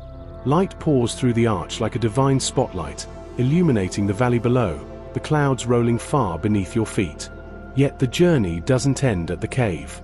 Beyond Heaven's Gate, a network of trails, temples, and skywalks traverse the mountaintop. One of the most exhilarating and unreal experiences is the Qianmen Mountain Glass Skywalk, a path made entirely of transparent tempered glass, affixed to the sheer cliffside at a dizzying height of 1,430 meters. Walking this narrow 60-meter stretch, only about 1.6 feet wide, with nothing but air and glass beneath your feet is an exercise in trust, adrenaline, and awe. The glass seems to disappear beneath you, giving the illusion of walking on air above an endless drop. For those who dare, it's a transcendental experience, fear and thrill mixing with the sheer magnificence of the surrounding landscape. Multiple such glass walks and observation decks wrap around the mountaintop cliffs, offering panoramic views of the lush, green valleys below, the Serpentine Road, and distant sandstone peaks that belong to the larger Wulingyuan scenic area. From these vantage points, the terrain resembles a celestial landscape, with cloud banks lapping at the mountainsides like waves on the shore. The sense of being above the world, cradled between earth and sky, is unlike anything else. Adding to Qianmen's ethereal atmosphere is its thick forest cover. Over 90% of the mountaintop is blanketed in virgin forest, a sanctuary of ancient trees, moss-covered stones, and chirping birds that lend a living presence to the mountain's quietude. The climate here, often cool and misty even in summer, gives the summit a dreamlike quality. Mist drapes the trees and cliffs in silvery veils, and shafts of sunlight occasionally pierce through, spotlighting leaves, spiderwebs, or solitary prayer flags fluttering in the breeze. The air is rich with pine resin, moist earth, and silence, the mountain's own language of contemplation. Woven through this natural wonder is a tapestry of spiritual heritage, deeply rooted in Taoism. While Mount Qianmen doesn't boast as many temples as Wudang or Mount Tai, its primary shrine, the Qianmen Mountain Temple, stands with quiet authority near the summit. Originally constructed during the Tang dynasty and rebuilt in the Qing era, this temple complex reflects the mountain's spiritual gravitas. Visitors can often see monks moving slowly through the courtyards, their robes whispering against stone, while incense wafts skyward. The temple's design, with curved eaves and dragon motifs, blends seamlessly with the contours of the mountain, emphasizing the Daoist ideal of unity with nature. Legend holds that the mountain is home to immortals, and that those who climb Qianmen are spiritually tested along the way. Some ancient stories speak of sages vanishing into Heaven's Gate and returning changed, or not at all. In modern times, this mythic power has drawn spiritual seekers, martial artists, and adventurers alike. It's also made Qianmen a stage for some of the most daring human feats ever recorded. In 2011, for instance, a group of wingsuit flyers leapt from helicopters and glided through Heaven's Gate, a feat so dangerous and precise that it bordered on the impossible. Others have parachuted from the summit, biked down its dizzying roads, and walked tightropes across its gorges. These acts, though extreme, reflect an ancient idea that to engage with Qianmen is to challenge oneself before the divine, to confront fear and discover clarity on the edge of the abyss. And yet, for all its modern fame, Mount Qianmen retains a powerful stillness.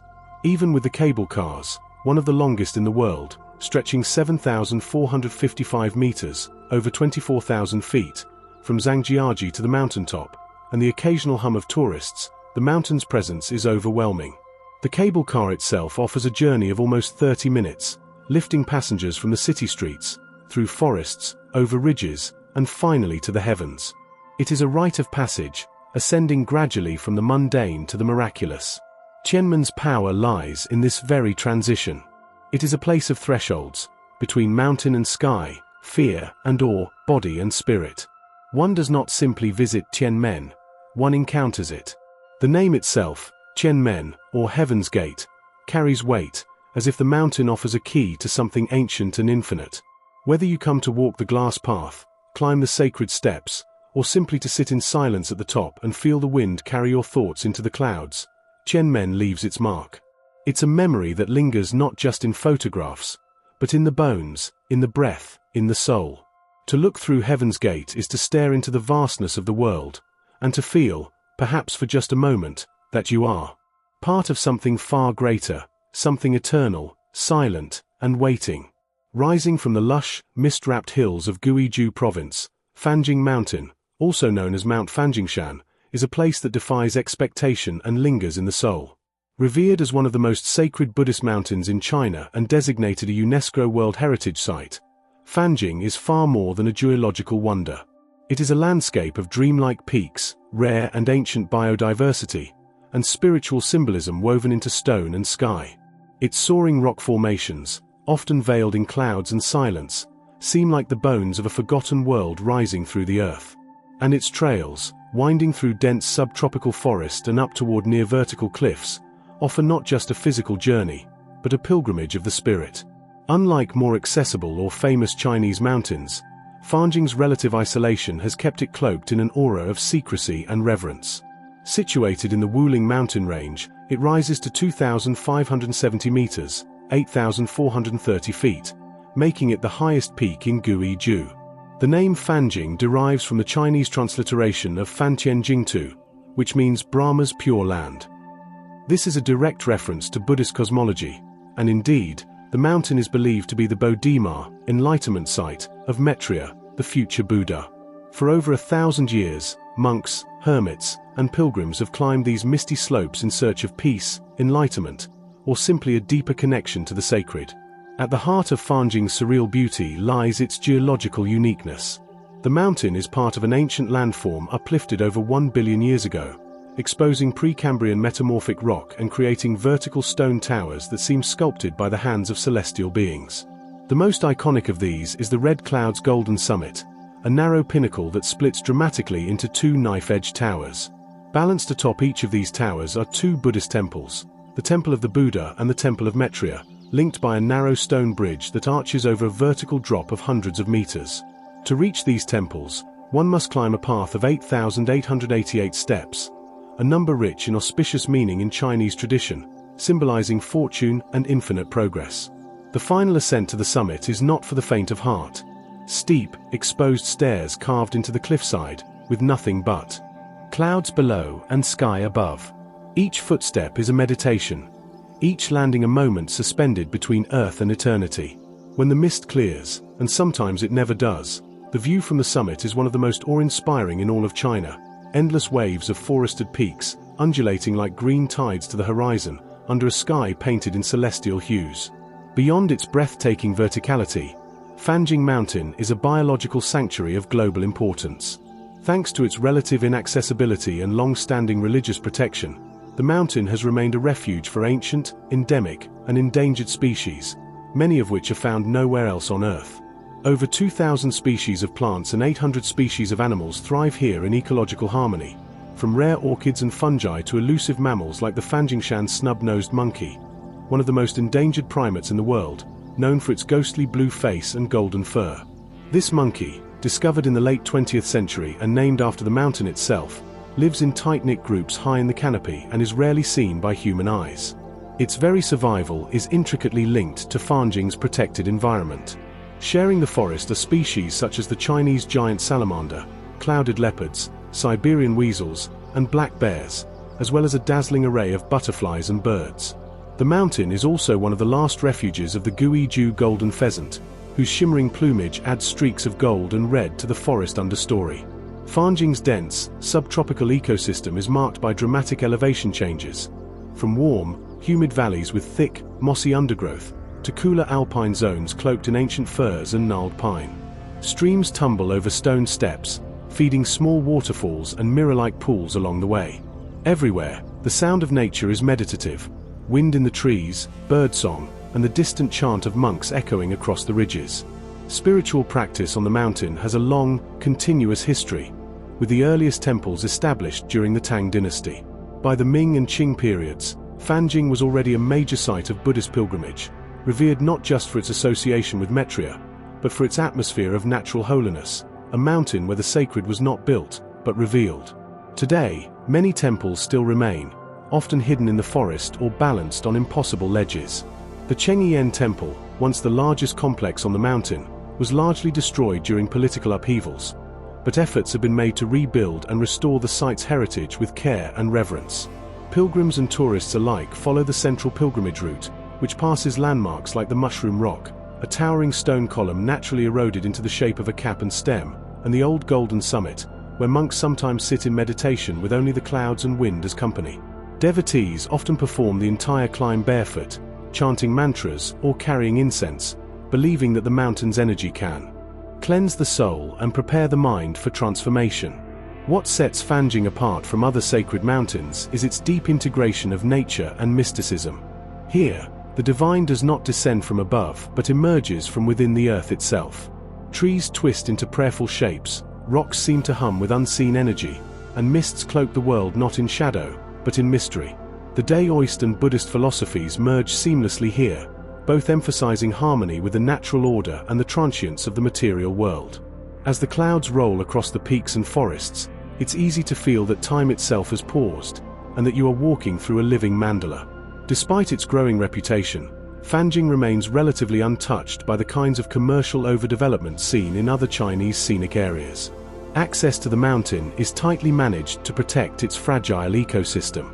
Visitors can reach the base via modern infrastructure, but the final climb must be earned. There are cable cars for those unable to ascend the steep paths, but most choose to walk, an act of respect, both for the mountain and for themselves. Fanjing Mountain is not a place one simply visits, it is a place one undergoes. Its peaks, paths, and silences have the power to alter one's perception of the world.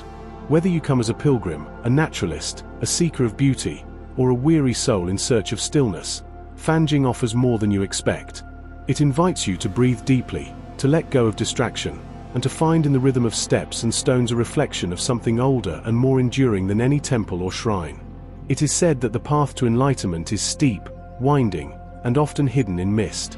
At Fanjing Mountain, that path is real, etched into stone, surrounded by life, and waiting for those who are willing to climb.